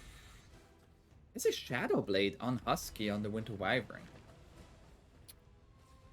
Perhaps didn't want to buy a Glimmer. I mean, the Shadow Blade is very nice against Spectre, but he does have Dust on him. So he's already prepared for this invisibility coming out. Oh, they're gonna find the Mars here, and Mars is just dead. Looking for the backlines with the Haunt Husky. They find Husky as well. He's gonna try and TP, but yeah, he's dead as well. So they find 2 quick kills here. Sammy gets the tier 3. Ooh, big. Again, it seems like 2-base is just so good at finding these isolated targets, even when they're behind. They find Brax there. He doesn't get anything off. And that's the only scary thing for Zoomers, right? You need Sammy to be able to hit people inside of meta. Reflection onto I Annihilate. Goes for the Sandstorm. And he's on a sentry. Yeah, he's now under a sentry. That's going to be the BKB from I Annihilate. Still going quite strong here. This is crazy. They're going to dive the tier 2 here. Yeah, Gunner has his own BKB. That's the Electric Vortex, but the A on this, there's going to be the Ice Blast. And Gunner forced to TP. I guess you have 2 dead, but having the tier 2s is definitely a bit psychotic. A little bit, just a tiny bit. They managed to pop the Aeon Disc on I Annihilate as a trade-off. So Mhm. nothing. It was not for nothing, I suppose. Illusion Rune for the Spectre. She's about halfway to level 25. Terrorblade has hit level 25, so the Metamorphosis attack range is there. Yeah, that is the big money talent. He's got he actually is backpacking the Hurricane Pipe or the Dragon Lance, but he's got a Swift Blink completed. He's gonna look to just blink in and kill 2 heroes off the start, pretty much. So that extra attack speed is no joke. Yeah. They still have Aegis for another half a minute. So maybe simply TOOBASED might be looking for a play in about like 10 seconds when they have Haunt and like wait out the Aegis and then kill Sammy. But not seem to be successful at that. They're just gonna go back into their base right now. And Radiant takes over the triangle. Yeah, they still are the favored team at this point. Obviously, they have the net worth lead, but so despite how aggressive TOOBASED was playing, Zoomers, any fight taken on their terms should be a win. Yeah. Monkeys? A little bit close Timeless there. Relic picked up by Gunner. That is very nice. Is he gonna? Oh, he actually gives it to his Lina. So Lina obviously very good with that as well. Yeah, lots of burst damage with that. And he has a completed Aeon Disc. So both of the supports on Zoomers trying to itemize so that the Spectre can't just haunt and kill them in these engagements. Or they want to make it as hard as possible for Boris. Yeah. Oh, there's a Timeless Relic for the Dire as well. Is that gonna be for Sand King or for Timbersaw? They may give it to... Maybe even Rubik. Oh, Rubik has it. I was thinking Rubik is why, yeah. They're gonna pop the meta here again. That's gonna be the epicenter. They're gonna jump onto Sammy here. He gets his BKB off. No chain stun there. The arena to secure the retreat. The Haunt has been used. Thunder actually used by Sammy as well. Oh, they find Boris here. He is gonna be speared, but got the Manta style off. Gonna need to deal with those illusions. They seem a little hesitant, but that was everything used from TOOBASED. You still have the meta running. Yeah, that's gonna be the jump in onto Monkeys. There's gonna be the save from the Rubik. Will not be enough. Monkeys forever is gonna be dead. Electric Vortex onto Gunner. Gunner getting a little bit low here, trying to jump onto the Rubik. The Winter's Curse from Husky. It's gonna be onto the Aeon Disc, but secures a melee Rax for 4Zoomers and for them to just get out. Curse secures them the Rax and the Disengage, so they force a lot of spells. I mean, it didn't really cost them anything, right? It cost them the meta, but now you can back up. The TOOBASED will have to wait out this Timbersaw respawn before they can make any moves, and by that time, meta will be up. But it actually won't matter, though. Sammy buys out a full Aghanims. Oh. So he is going to have the Terror Wave, so he'll have he'll have a 10-second Metamorphosis off of that. It's so scary, right? If he blinks in, Terror Waves onto any support, they are just dead immediately. Yeah, that's gonna be the jump forward straight onto Empyrean, but the counter initiation by Annihilate, there's gonna be still the kill. Goodbye. Not long for this world. Yeah. Do you see this part? Oh, that was odd. There was like a particle. They are gonna find Boris here as he tried to go onto Brax. The spear connects. He's gonna be stunned up, and another stun to Dispersion is gonna finish off the Mars. But now Sammy, he is happy to fight here. Just gonna hit onto Annihilate. They might find the kill onto Husky. No, he gets a Cold Embrace off. Still dies to Monkeys. Monkeys looking for Ocean now, but Sammy, he's here. Sammy Boy does need to be a tad careful. No BKB, no Satanic, so it doesn't have a lot in his Monkeys pocket. Is actually... That's going to be the Sunder. That's going to be the meta. meta. Just came up. Never mind. Meta's up. Oh, no. Oh, no. Monkeys needs to get the hell out of here. It's Gunner. It's going to cut off the retreat. I take it back. He does not need to be careful. Empyrean, run. They made it. But Boris, They he just- tried to go onto Brax, but They just don't have the resources to deal with this Terrorblade anymore. Mhm. It's already extremely difficult. You know, he's just got constant meta now. He's gonna have the Terror Wave up in 5 seconds if he needs more meta time. Double buyback from TOOBASED, but Sammy does not seem deterred. yeah, he's just gonna hit these racks. There's no tier 3 up top, so this might just be Megas, as there's no Timbers off for 50 more seconds. Yeah, it looks like they're thinking about it. There's buyback on Spectre, but There's a Terror Wave. Is Can it you Terror steal- Waves? No, Reflection. still was- Reflection. I mean, Not a bad Reflection is steal. good against the Yeah, Terror it is. Blade. Definitely not a bad steal, but that is Mega Creeps. Yeah. And now they will back up. They will get Aegis, Cheese, Aghanim's Shard for the Terrorblade. This game is looking real rough for TOOBASED. Oh, he also got an Illusionist Cape on the Terror Blade. The cards are in his favor. He actually is holding the spider legs right now because he wants just the extra movement speed.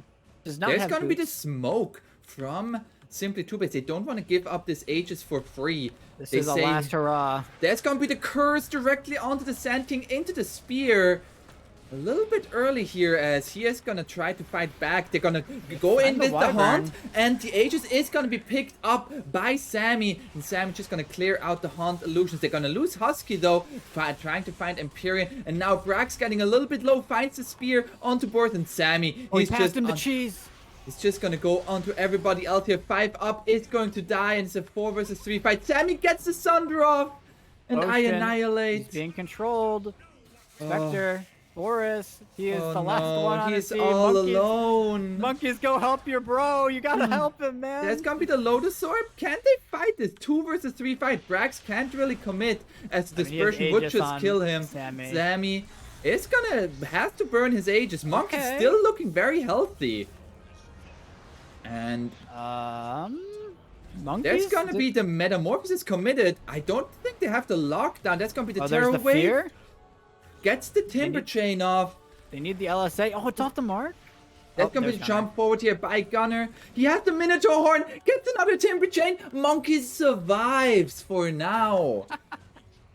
He survives, but your base is under assault. There are Sammy no just tier blinks in. 4s. Yeah, Uh, it was a nice attempt.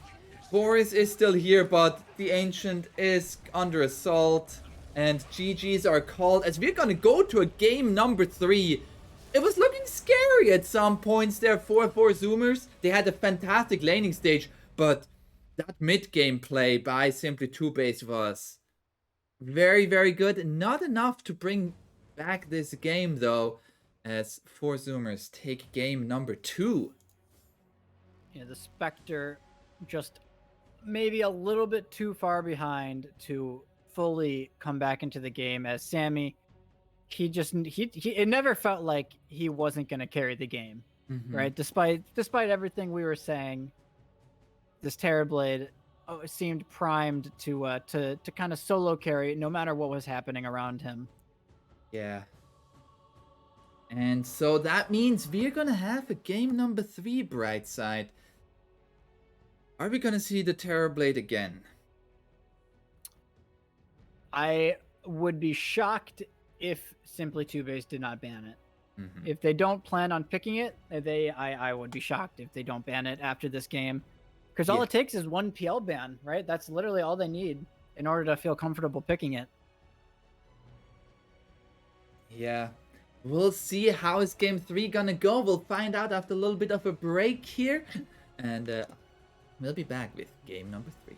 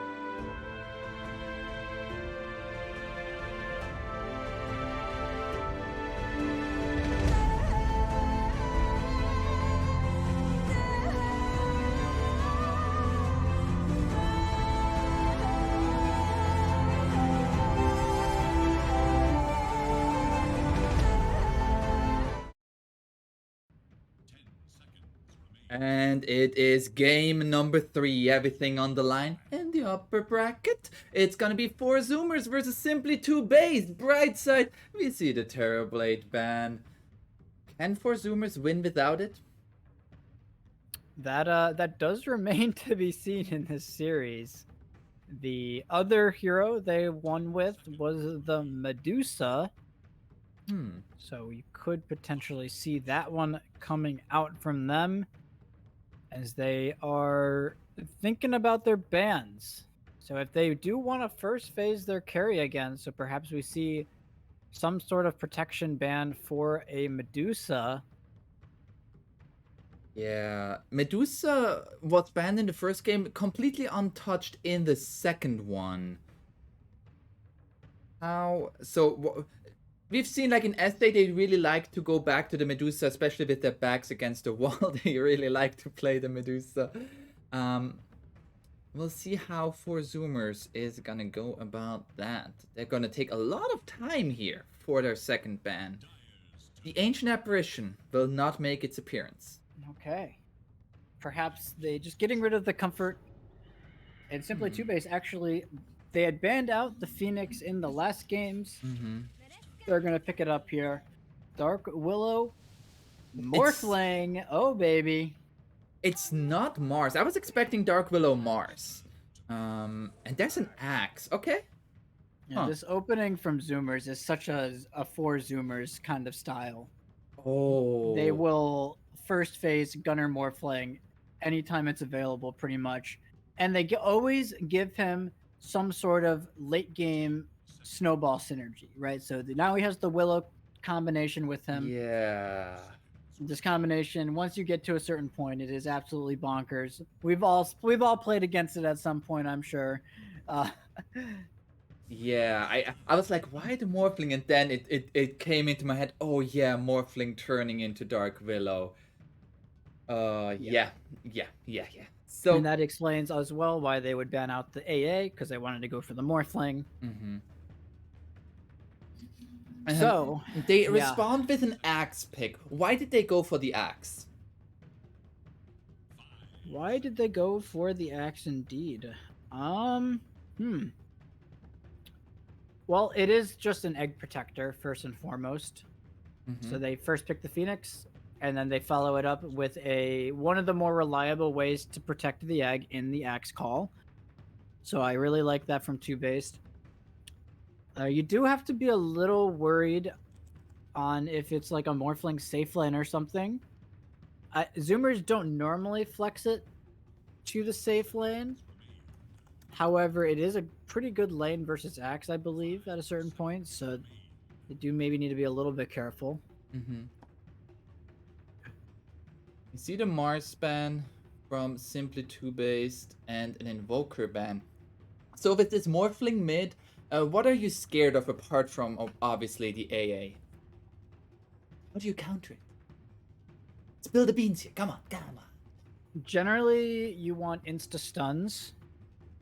So any hero that can get onto the Morphling before he gets his morph off is good.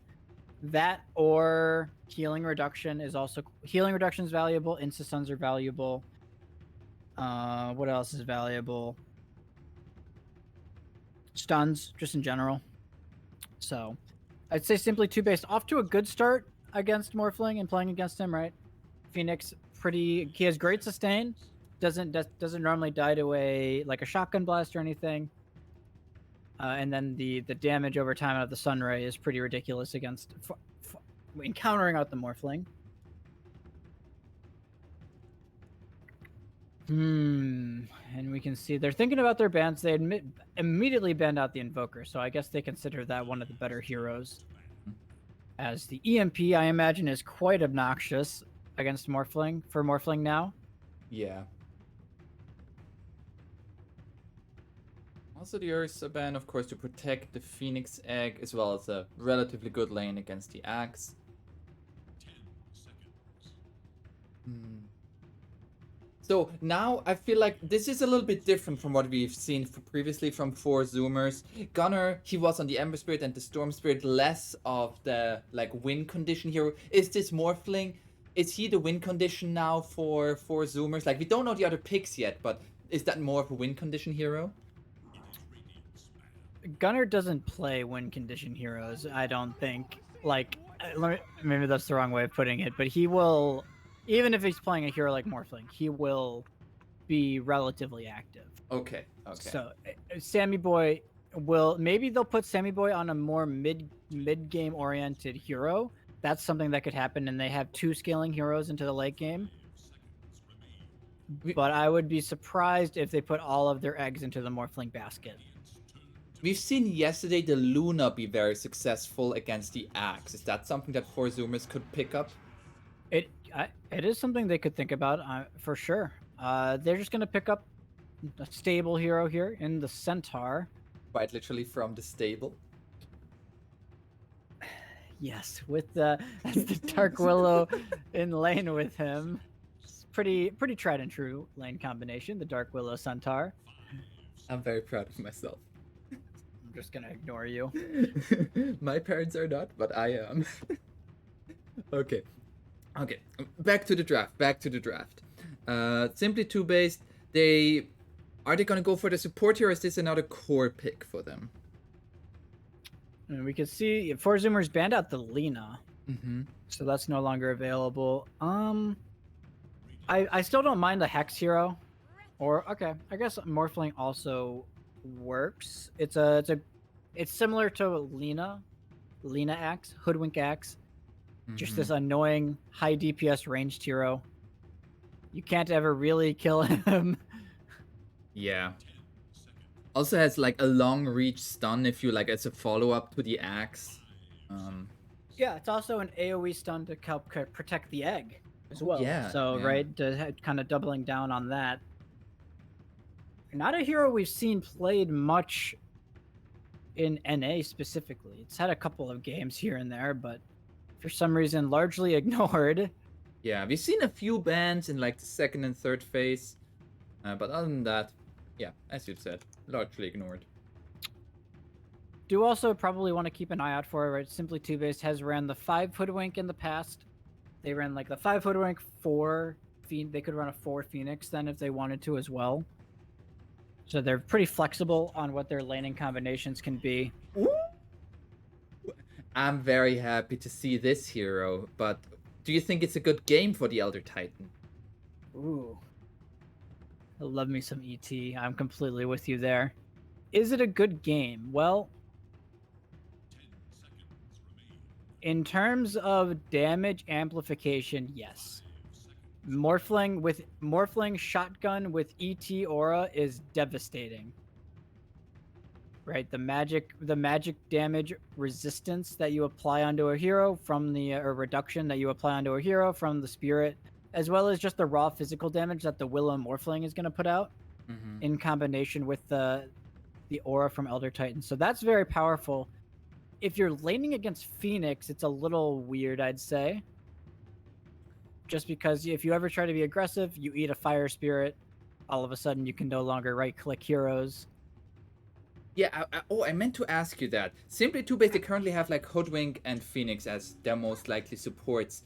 Do you think they could maybe lane the Phoenix against the center? Because I feel like that lane, like Hoodwink can't really do much against the Centaur. Or am I wrong there? I would agree with you. But now you have 2 lanes that you might want to put this Phoenix into. So you kind of have to pick your poison perhaps on that. I say pick up a Puck here. So more lockdown for the Morphling.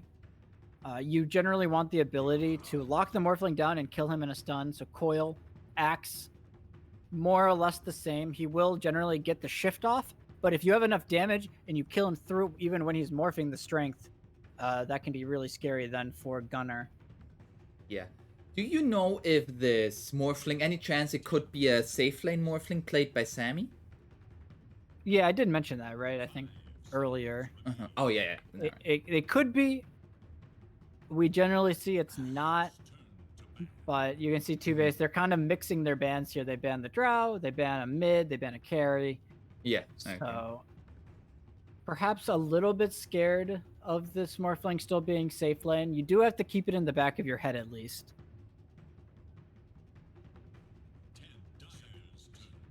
the Timber Saw ban. I do like that ban a lot. You have the ET. Mm-hmm. So if they were to run Carry Axe offlane Timber Saw, your ET then would be pretty sad, I'd say. Yeah, it's also fantastic against Centaur. Also pretty good against Willow, just AoE magic damage. Yeah. So simply two-based, looking for most likely a safe laner, could also be offlaner, with the flex of the axe. Is there a specific hero that jumps out to you here? What's even left? Ursa banned, PL's banned, Void's banned. Luna is still available for them as well? That is true. Yeah, that is a great. Yeah, look at you. Get this guy an analyst job. Oh, I made it happen. The one hero. And this was a hero that TOOBASED was first phasing. Yeah. In their previous series, so they have proven to be very comfortable with running this hero, and they get it in the last phase. Perhaps though, I mean, it's not the best of Luna games, right? Centaur should have a fine lane. You don't really kill Morphling. You don't really kill Willow. Yeah. I also feel like 4Zoomers has a lot of ways to kill the Luna. Yeah, I would agree with you on that as well. So, while it is a very nice comfort last pick, it is by no means a free game. But it is also maybe a little bit of a deny pick here for 4Zoomers, as they need to figure out what their last pick is. And I get the Medusa. I thought that might happen. They carry Medusa. So they double down on this late game. And it's going to be, the 5 ET, and it's going to be 5 Phoenix, by the way. Mm-hmm. So they have the Phoenix against the Centaur. How do you feel about the Medusa pick? If 4Zoomers get to the late game, they will win. They will win. Okay. TOOBASED, their big weakness definitely in this game is just their damage output at a certain point. They absolutely, if they hit their wombo combos, they might be able to scale into the late game, but there's so much just raw tankiness from 4Zoomers. You're gonna have a Centaur with like a Hood Vanguard, other items. You're gonna have Morphling with the Strength Morph. You're gonna have Medusa with the Mana Shield. There's so much for them to burst through in order to find kills. Mm-hmm. Yes, I started a little prediction in chat again. You can now wager your channel points. Where would you put your points? Right side. I would definitely put them on the Zoomers. They've come out of laning stage with an advantage in both of the games so far. Mm-hmm. And so all of the onus is on simply TOOBASED. If they fall behind out of the laning stage, they might just be dead in the water already. Yeah. You see Axe with no axe. He's got the manly Chad axe. That's it. Probably one of the best additions to the Dota 2 sets in recent memory. Well, let's go over the lineups here real quick. In game 3 between 4Zoomers versus simply TOOBASED. On the dire side, it's going to be simply TOOBASED with 5 up on the position 4 Hoodwink. Monkeys Forever on the axe. We have Empyrean at the position 5. Phoenix going mid will be I Annihilate on the puck. And last but certainly not least, Boris on the Luna. Who do we have on the Radiant bright side? For the Radiant, we'll have Sammy Boy playing here in the bottom lane on the carry Medusa. We'll have Gunner on the mid. Morphling, Husky will be on the pos 5. Elder Titan, Brex on the off lane Centaur. And finally, Ocean on the pos 4. Dark Willow. Yeah. You see just where Zoomers making sure that they do not get caught off guard by some sort of smoke movement here. Mm-hmm. Just chilling. Gunner's going to go back and block now. Contesting runes against Elder Titan is obviously a bit difficult. Very scary. Very scary. If you get a spirit on 3 to 4 heroes, that is a good night to somebody.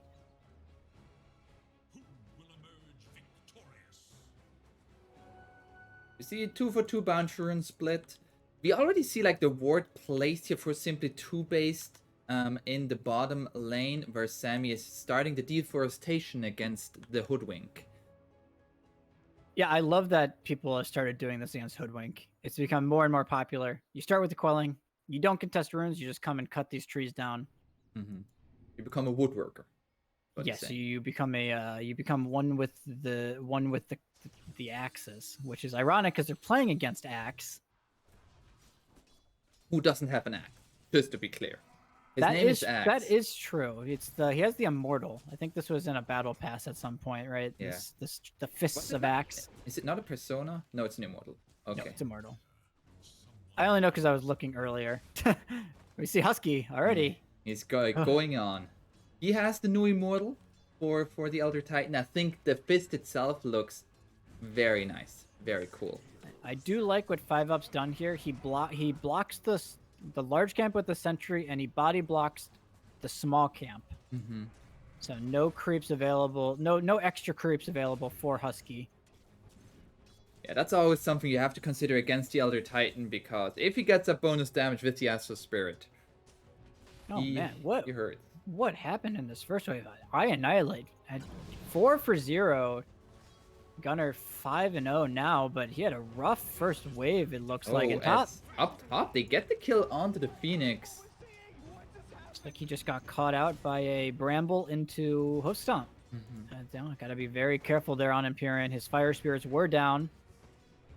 And it feels like this has, or similar to this, that has happened every single game, that Boris does not have a good laning phase. Yeah, it seems to be a common theme in these two-based games, right? Boris has a bad landing stage. It's generally because Empyrean is having a rough time. To be fair, they don't really pick him like a lane-winning position 5. They pick him like this AA, this Phoenix that excel later on, but in the laning phase can feel a little bit iffy at times. Yeah, I can confirm. I've been in that position before. It's not fun when you aren't playing a lane winner and you're playing against Dark Willow Centaur. You're like, guys, what do I do? But Boris is still getting his CS, so, at the end of the day, that's all that really matters. But I do have concerns, right? We already see this Medusa off to a fantastic start here. Has the Elder Titan to kind of tank any aggression for him. Did you also just have a lag spike? Nope. I did see Empyrean though. He gets caught again.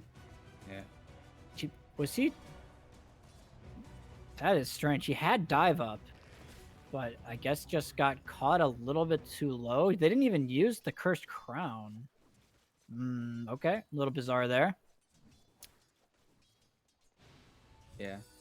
We do see in the mid lane, Gunner does now have his bottle online, so Puck doesn't really ever kill Morphling, barring some big mistake from Gunner.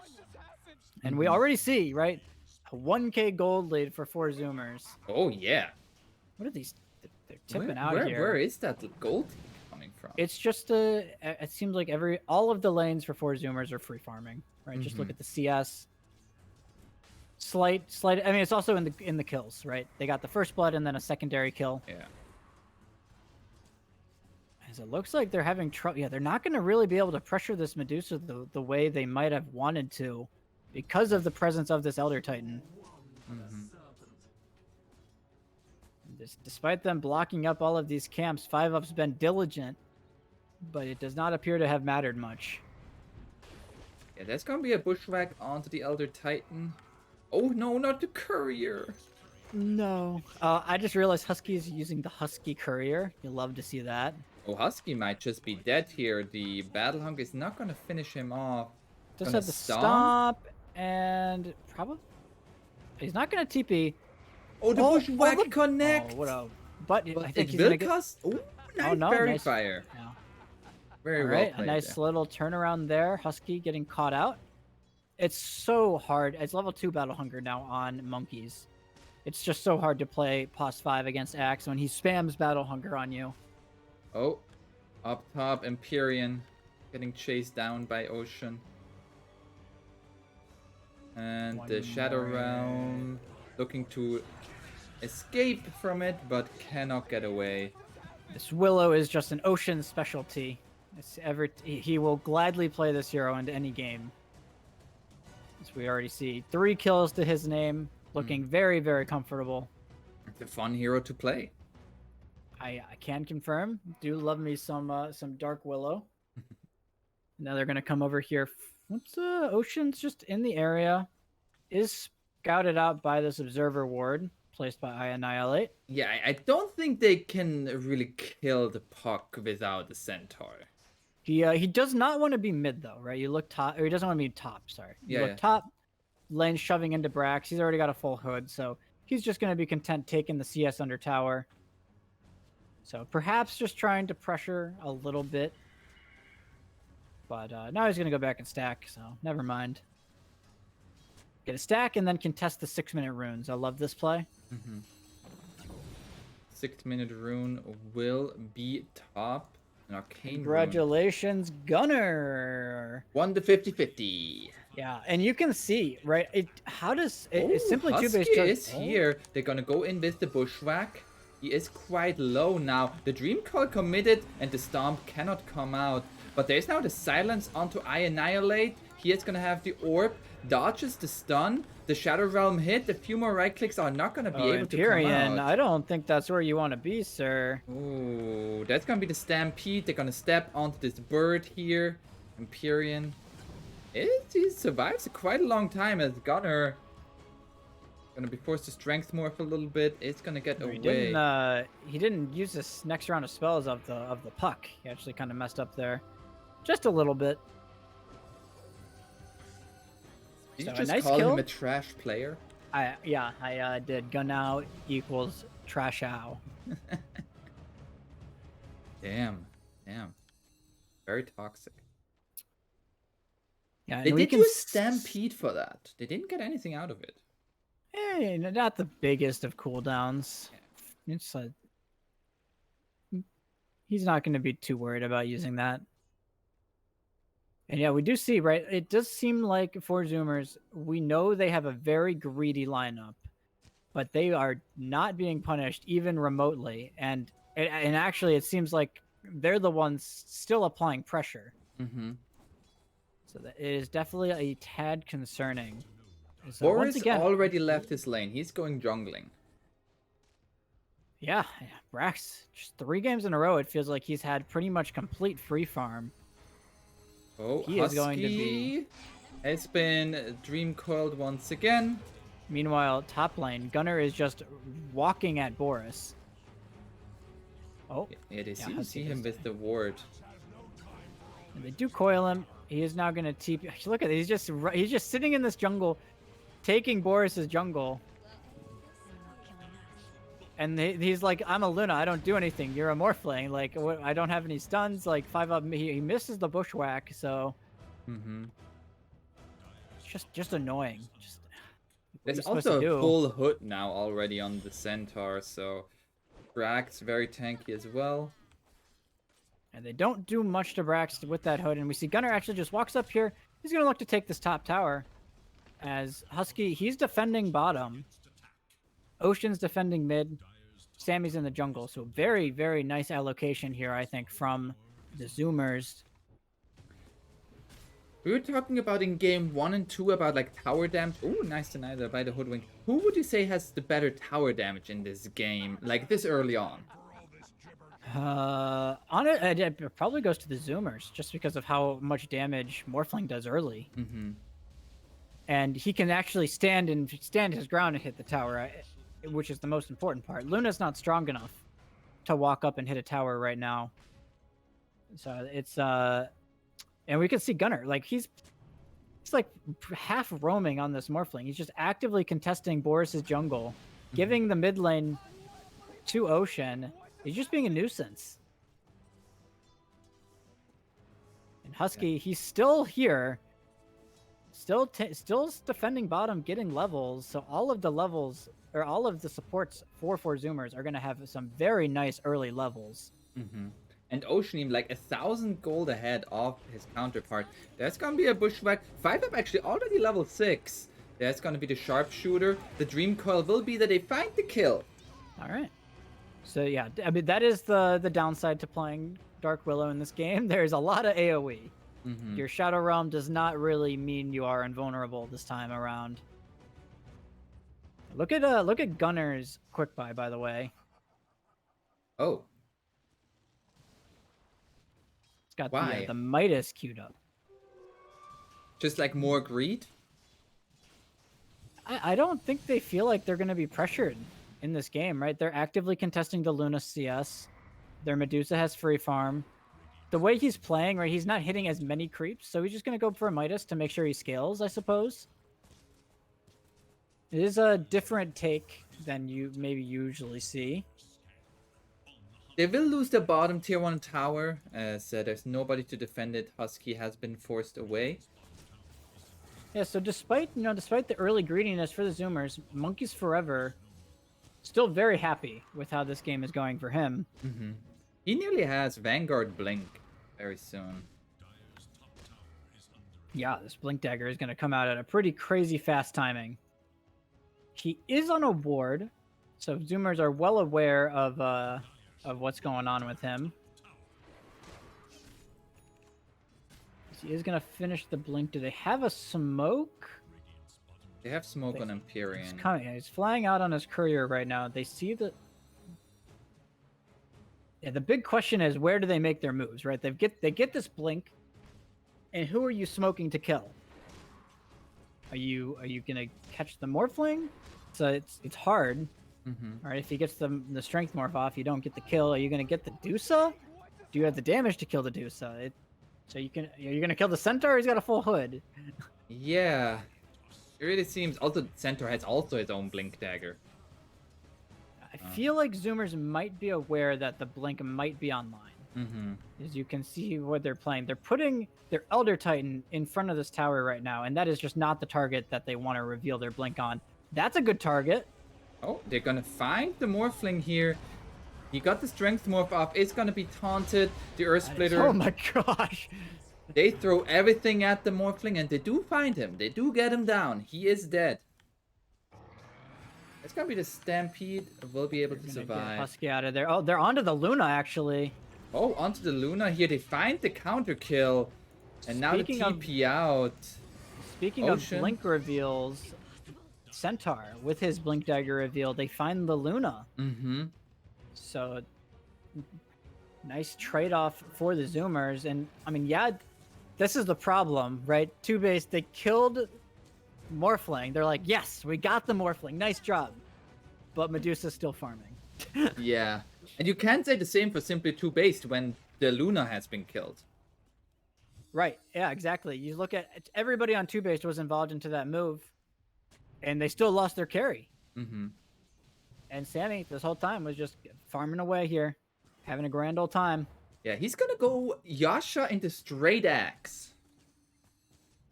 Okay. Yeah, so they it's an interesting take. So when you pick two like kind of late game heroes, one of the heroes needs to itemize to kind of battle in the mid game. And so Sammy, by going for this early ags, he's indicating that he can actually join fights in this earlier stage. Mm-hmm. Yeah. As a gunner, he does finish up his Midas and then going straight ags. Yeah, that's gonna be a little bit scary. Like once Medusa has Agnum Scepter, once Morphling has Agnum Scepter, hold that thought. We are gonna get the call onto Sammy here. He is dead. Okay. Another nice move here from TOOBASED. They're gonna look to start pressuring this tower. Mm-hmm. They are keeping up in net worth, right? So if they are gonna hit their timings on TOOBASED, they will have a window of opportunity perhaps to kind of punish this greedy lineup. Yeah, we can see that timing already kind of being hit. Yeah, the timing of like the timing based carry that Luna is, she is gearing towards that. Has the Dragonlance, looking for the straight Skadi afterwards. They are looking to defend this tier 1. Husky taking the creep wave away. Without the Luna, they don't really take this tower. Yeah, there is the Blink Dagger. Everybody just gathering around. There's gonna be the blink in from Monkeys. Does not get the call. Now the stun. The Stone Gaze going in here from Sammy. They're gonna throw everything onto Monkeys. Monkeys gets a call off. But that will just be a call into his death, as he is gonna go into the grave. Zoomers were very well of what TOOBASED was trying to do there. Yeah. They were all ready for them to counter initiate should their Medusa get jumped. And now the smoke. Ooh, this is a crazy timing on this smoke. You don't normally expect, you know, the lineup with 2 hard carries to make early smoke movements, but Axe is dead. Any pickoff, right? Any pickoff that they can find on the TOOBASED side, or that Zoomers can find on the TOOBASED side, delays the game.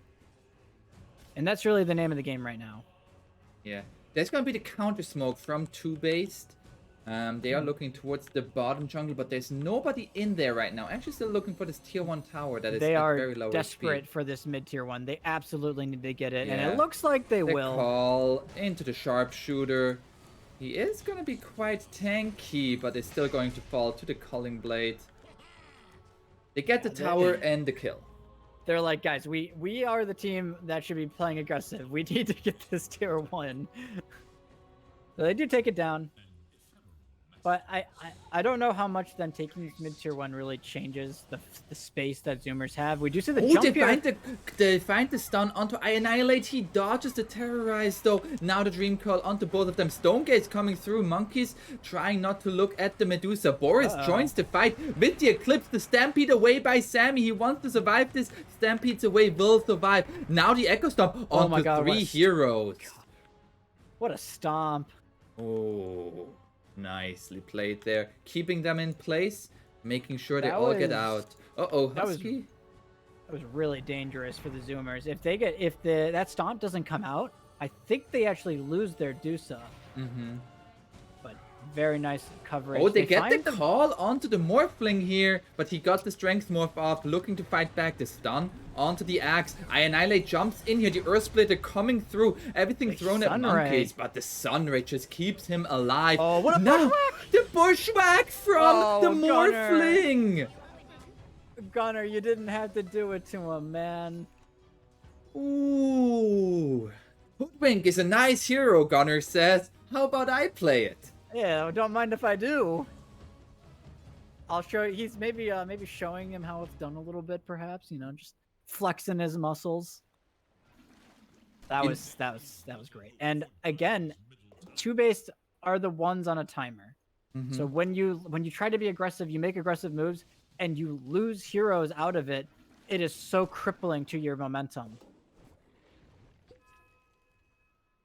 I feel like especially for the heroes like the Puck and the Axe, like both of these heroes are like very momentum based and really kill reliant to keep farming. They're gonna get the Dream Coil onto the Dark Willow, dodges the Sharpshooter. She has the Shadow Realm, and now the Terrorize dodged by Annihilate. Nice little kill, but oh, Brax here. Stampede forced out. Gonna scurry his way out of here. And we do see it was another 2 to 3 minutes, right, of space for the Medusa and the Morphling. Mm-hmm. As now TOOBASED, they're gonna look to reaggress. They need to be careful though, right? Monkeys has died in the last 2 engagements. Yeah. As you Sammy worry is about very alone here. He's got the full Ags now though. Oh. So they have to be careful, specifically the Puck. Mm-hmm. You got to be careful of that chain stun. As you can see, Sammy's like, yeah, they can try to go on me. But I don't Stone Gaze, yeah. It is so hard for them to commit onto this Dusa. Just the counter initiation, right? They've got the Echo Stomp from the Elder Titan, the Hoof Stomp from the Centaur. Terrorize is still on CD, but they also have that at a certain point. As they will not find anything, and you can see Monkeys. He's like, guys, I gotta farm a little bit. So yeah. He will, take a step back here, finishes his Blade Mail, so that will help in their damage issues a little bit. With the Blade Mail, the Morphling also needs to be careful. Once he has that Agnum Scepter finish, turns into Dark Willow, and hits onto that Blade Mail, he might hurt himself quite a bit. Yeah, but 4Zoomers, right? They're just getting so much time. Yeah. And now Gunner, he's very close to his Ags. Sammy's already got his Ags, working on an SNY now. And the game progresses without TOOBASED really making any significant progression into the game, it feels like. Yeah, it feels like the last really stepping stone that simply TOOBASED have gotten was this tier 1 tower push. So where would you say are they looking to go next? Is it going to be a Roshan fight? Is it going to be forcing the tier 2 bottom? What are they looking for? Well, doesn't look like they're looking for anything right now. I imagine they'll want to eventually look for a smoke to the enemy triangle, find a pick, and then Roche with your Luna. Mm-hmm. And then with that Aegis, you can look to potentially end the game. Because Boris still, despite everything, he's still top net worth. Yeah. Right? He's still this giga farmed Luna, 11k net worth to his name, has a full Scotty. So there is also that. I do like that he went for an earlier Scotty than normal, just because of the healing reduction that will be onto the Morphling. It's gonna be the smoke coming out from 4Zoomers without Sammy. So Sammy playing a little bit of a bait here now. Radiant, they knew they were up here. They scanned the axe, actually, that was standing on this high ground. Yeah. Looks like they're just gonna say, okay, you don't want to fight us, we're just gonna go take your mid-tier 1. Hoodwink TP's in here. Bushwhacks onto nothing. The tree was I think he used it on a creep on accident. Yeah, it happens. It happens very easily. Gunner has a Magnum Scepter, shows it off. Yeah, and now this is where the game really begins. There's now an Ags on the Morphling. He's got the Morph Duration talent, maxed out Shadow Realm on the Dark Willow. It's gonna start getting real scary here for TOOBASED. Yeah. Is it gonna come down for simply TOOBASED to be able to like find the jump onto the Morphling? I don't think they can jump Sammy.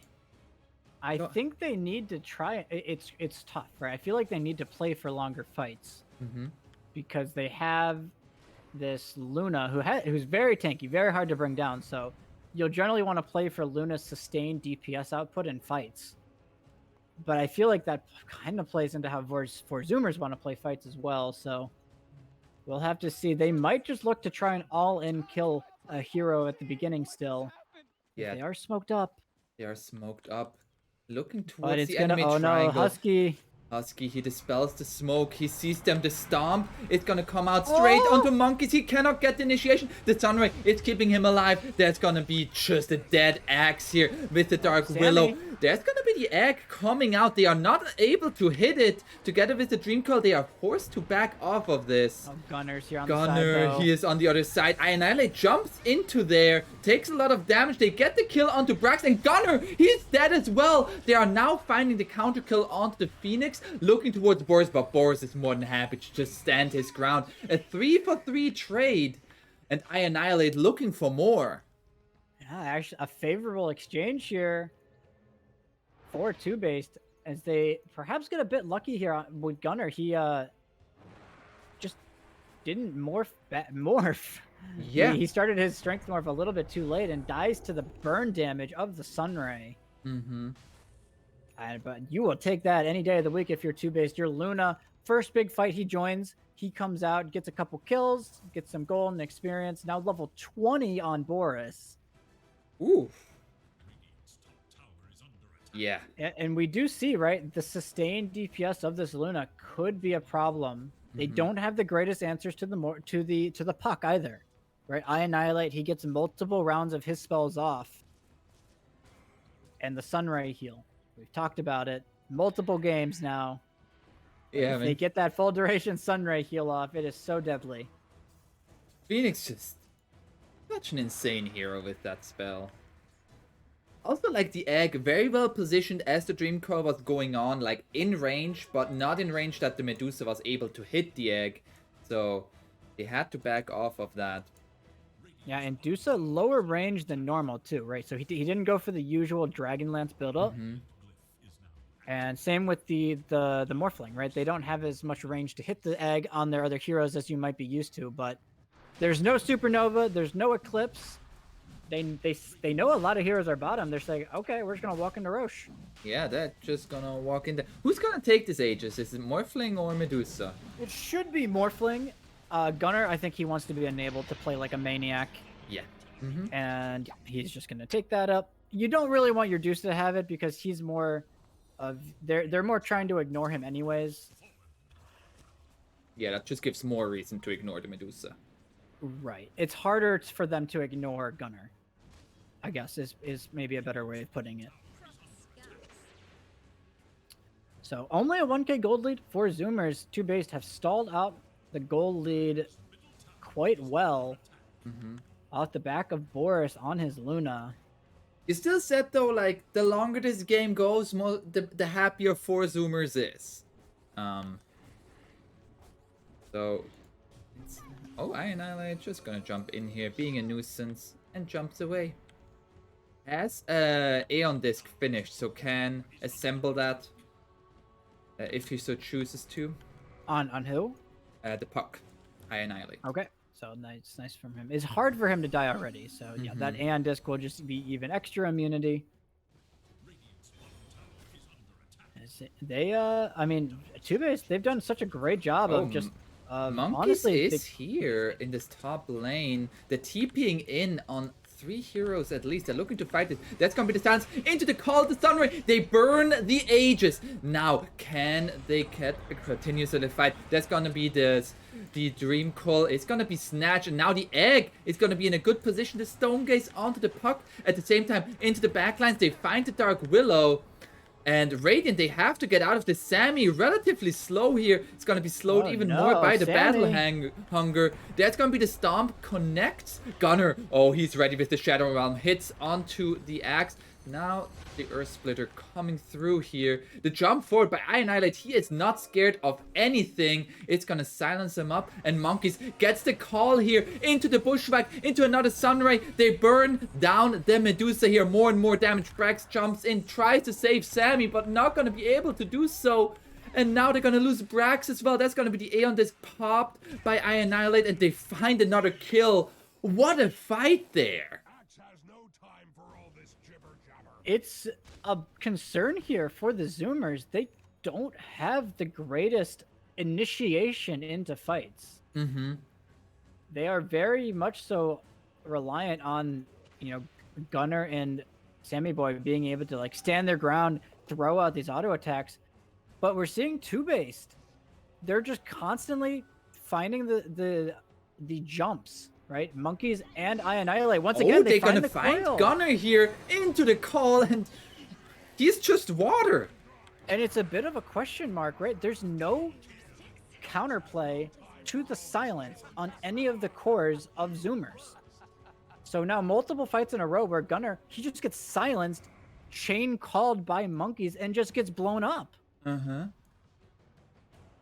And they Boris don't really have a counterplay to that. It's just every single fight, TOOBASED are the ones starting on their terms, and Zoomers, they just haven't really had the resources to counter it.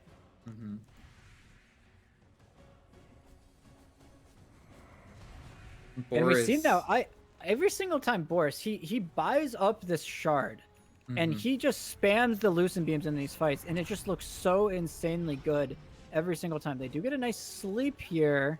That's gonna be the Bushwhack. No. Okay. Like, without Gunnar, I don't think they have the damage to kill off heroes, especially not the Axe or the Luna. Yeah, and we're talking about a hero in Puck specifically, who we saw in that fight. There is no way for them to reliably stun Annihilate. Yeah. Right? He played that last fight without his Aeon Disc. It was still disassembled until the very end. But it doesn't matter because who's the one going on him, right? You can phase shift dodge the Host Stomp pretty reliably. Willow stuff is pretty easy to see coming.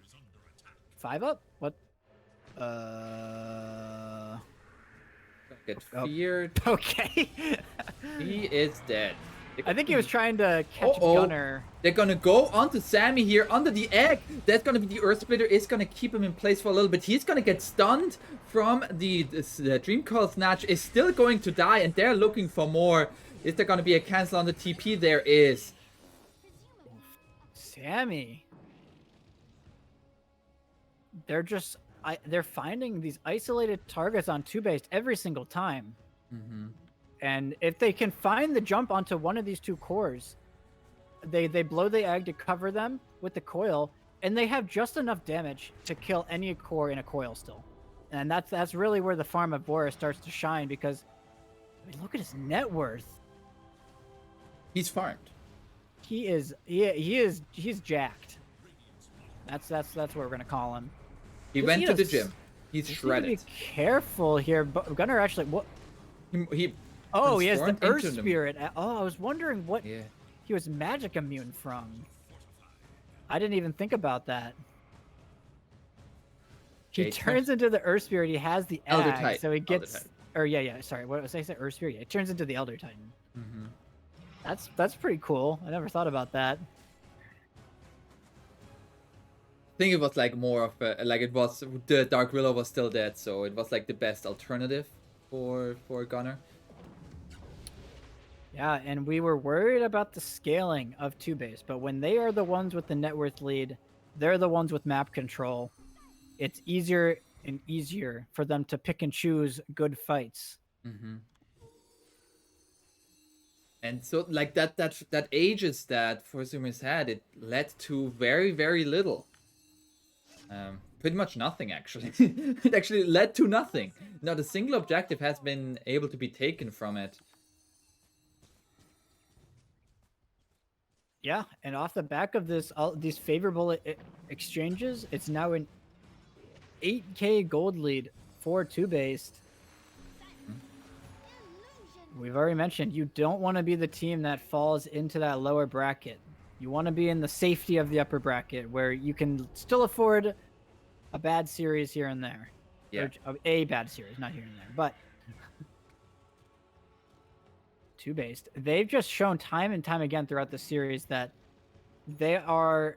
honestly, they just seem better than the Zoomers at finding these mid-game engagements.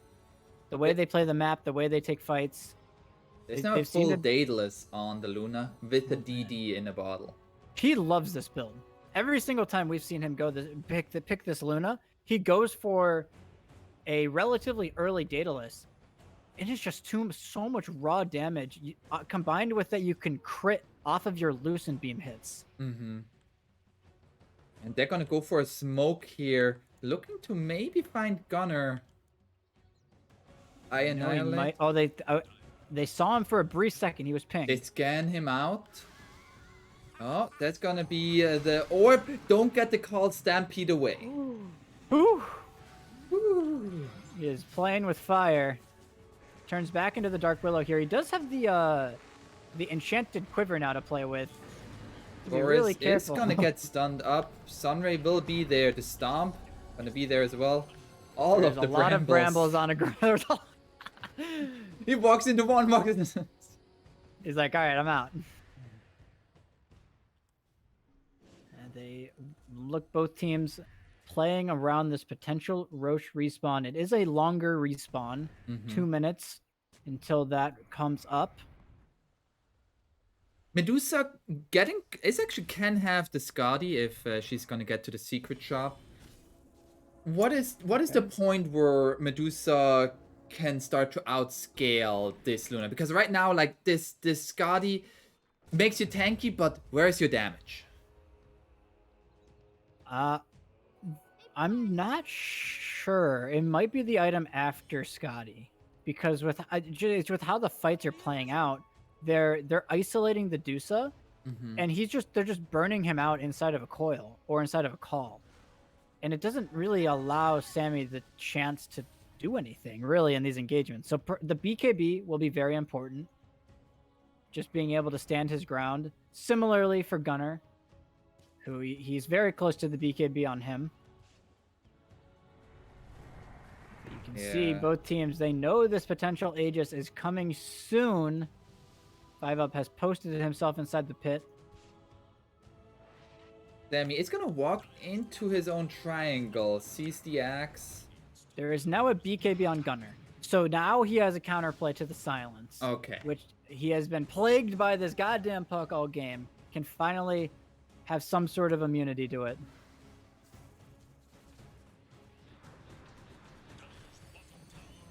He's now going to queue up a blink. So yeah, he's going to look to try and be this chaos factor. And it's really on Gunnar, and I guess it's just Gunnar, right? He's the one that's going to have to make things happen on the side of fight, partially on Brax as well. Oh. But Sammy, his job is to stand his ground here. He's the one that walks in first. He's got that completed, Scotty. Yeah. He also has the shard completed. So now the Lucent Beam onto the Medusa actually does something back to the Luna. True. However, keep in mind, you can still ground target the Lucent Beam and hit the Medusa with the attacks. Yeah. Because of that shard. So there is, kind of does go both ways. But we see both teams kind of in a stalemate here. But this definitely favors the Zoomers. Yeah, right? Roche has respawned. Roche has respawned. They're going to slowly inch their way back into their triangle here. They're going to... It's a second D-Ward. They're going to get on that exact same cliff. And we see, right, that net worth lead slowly starting to come back a little bit. Not a lot. 2k gold, but it was 8k, now 6k. As Brax is going for an Aghanim Scepter. They're on to Sammy boy. Sammy is going to get gone on. He is very tanky, though. Yeah, he just stands his ground with that Scotty. Yeah, but they're looking to do this poke, this chip and poke, this hit and run tactics from TOOBASED. But we can see the Scotty it is going to start to pose some problems here, especially with the shard pickup. He's got the 20 talent on Medusa as well. So that broken Mystic Snake talent that everybody was complaining about. That was first at level 15 for some reason. Yeah, that was first at level 15 for some reason. I'd love to see TOOBASED. I want to see them try and poke around in this bottom lane, specifically iAnnihilate. We've talked about how he is pretty damn hard for them to bring down for the Zoomers, right? So he can kind of just play in these side lanes. He's going to force in the siege creep wave. Yeah, Brax is going to be here. They do have this top tier 2 available still on the side of the Zoomers. So there is a relatively close TP access point. And actually, Brax, he actually almost has gold for a full Ags. That would also be massive for these engagements. Yeah, if they get the damage reduction with the Medusa, with the Morphling, suddenly maybe simply TOOBASED, it might come up to a point where they are a little bit lacking of damage, but... You see Boris. Oh, Boris is going to get stunned up. He's just going to get... exploded! Oh, mama! Now Monkeys, he is in here going away with the BKB. Is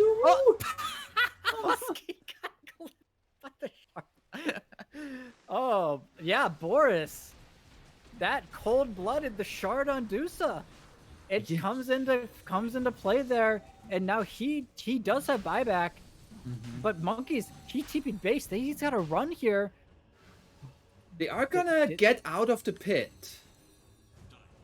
They're respecting the potential buyback maybe from the Luna. They don't want to get caught in a coil with a supernova still. You still have to respect this team fight of TOOBASED, but that is a massive step in the right direction for the Zoomers, and we see just how easy it is for this Luna to die. Yeah, she did not feel tanky. One stun. That was one stun, right? He gets caught by the Mystic Snake. They are gonna go into the Roshan pit, and that's gonna be the buyback from the Luna. They're gonna back off immediately. That is massive. Yeah. They don't commit though. They're gonna maybe smoke. Oh, the backlines are smoked. Oh, there's a BKB now on the Medusa, or only bot is out on the courier, I should say. Is he gonna walk into the pit with this BKB? That is a possibility. iAnnihilate. Ooh, he walked into a bramble. Okay, he's fine. Double BKBs now on these Zoomers cores. Where's the damage output for TOOBASED? It's all on their chain stun potential, it feels like. There's gonna be the smoke from Monkeys Forever and Empyrean and 5 up. Okay. And they find the initiation is gonna be the question. There is a ward here, so if they get too close to the high ground, they will be spotted. Who are you gonna go on? Are you gonna go on this Medusa? Like, there's no way. Oh, oh my god, he goes in. Oh, he goes in, gets a 3-man dream call. That's gonna be the call, but it misses. And that's gonna be a nice egg, but it's the egg is gonna get just taken out by Gunner here. And Monkeys, he is on the wrong side of town. And goodbye. Instant buybacks from them. They want to keep this at 5v5. Oh, the Luna. She gets stunned up. There's gonna be the stomp. Connects into the terrorize. Monkeys, he gets the call on the Medusa. Does not save the triple kill for the Morphling. And now they're looking for more. There's no Luna, there's no Axe. And what is Radiant scared of now?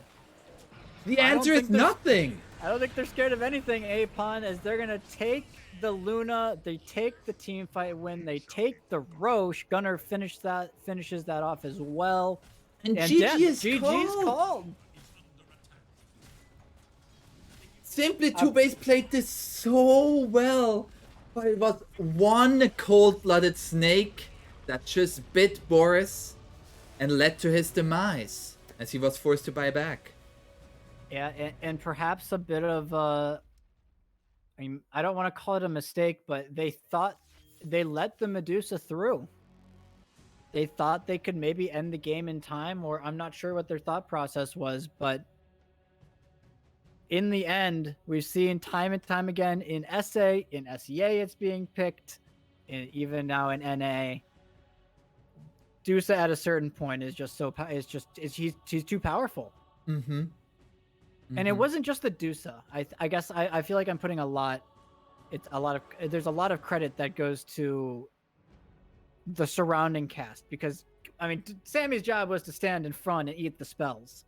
Yeah. But at the end of the day, Gunner and Ocean, I'd say, with the stuns and even Brax, Husky with the stomps. I mean, it really Gunner was taking out the egg all by himself. Yeah, honestly, that was pretty insane, right? He recognizes that Monkey used the call already. He missed the call onto Gunner, and he's like, okay, I'm just gonna kill the egg now. Yeah. I Annihilate ends the game 5-0-11. That is a feels bad, man. That's a very feels bad. Ooh. Ooh. They just ran out of damage eventually. It's we knew they were on a timer, but they were unable to end before this Dusa Morphling came online. It was a very close series. 4Zoomers takes the W 2-1 over Simply TOOBASED and will move into the upper bracket finals. Now, Simply TOOBASED, they're not out of it yet. It is upper bracket, so they're gonna go into the lower bracket, where they will await either D2 Hustlers or Arkosh, I believe. But yeah, ooh, but very entertaining series. That series is going on right, or yeah, it just started, I believe. Yeah, let's go. They're in game. Yeah, they're in game right now. Let's I'll refresh my Wikipedia page here really quick. So yeah, the bracket is on the client, you know. Oh, it is? Yeah, go to the watch tab and go to standings.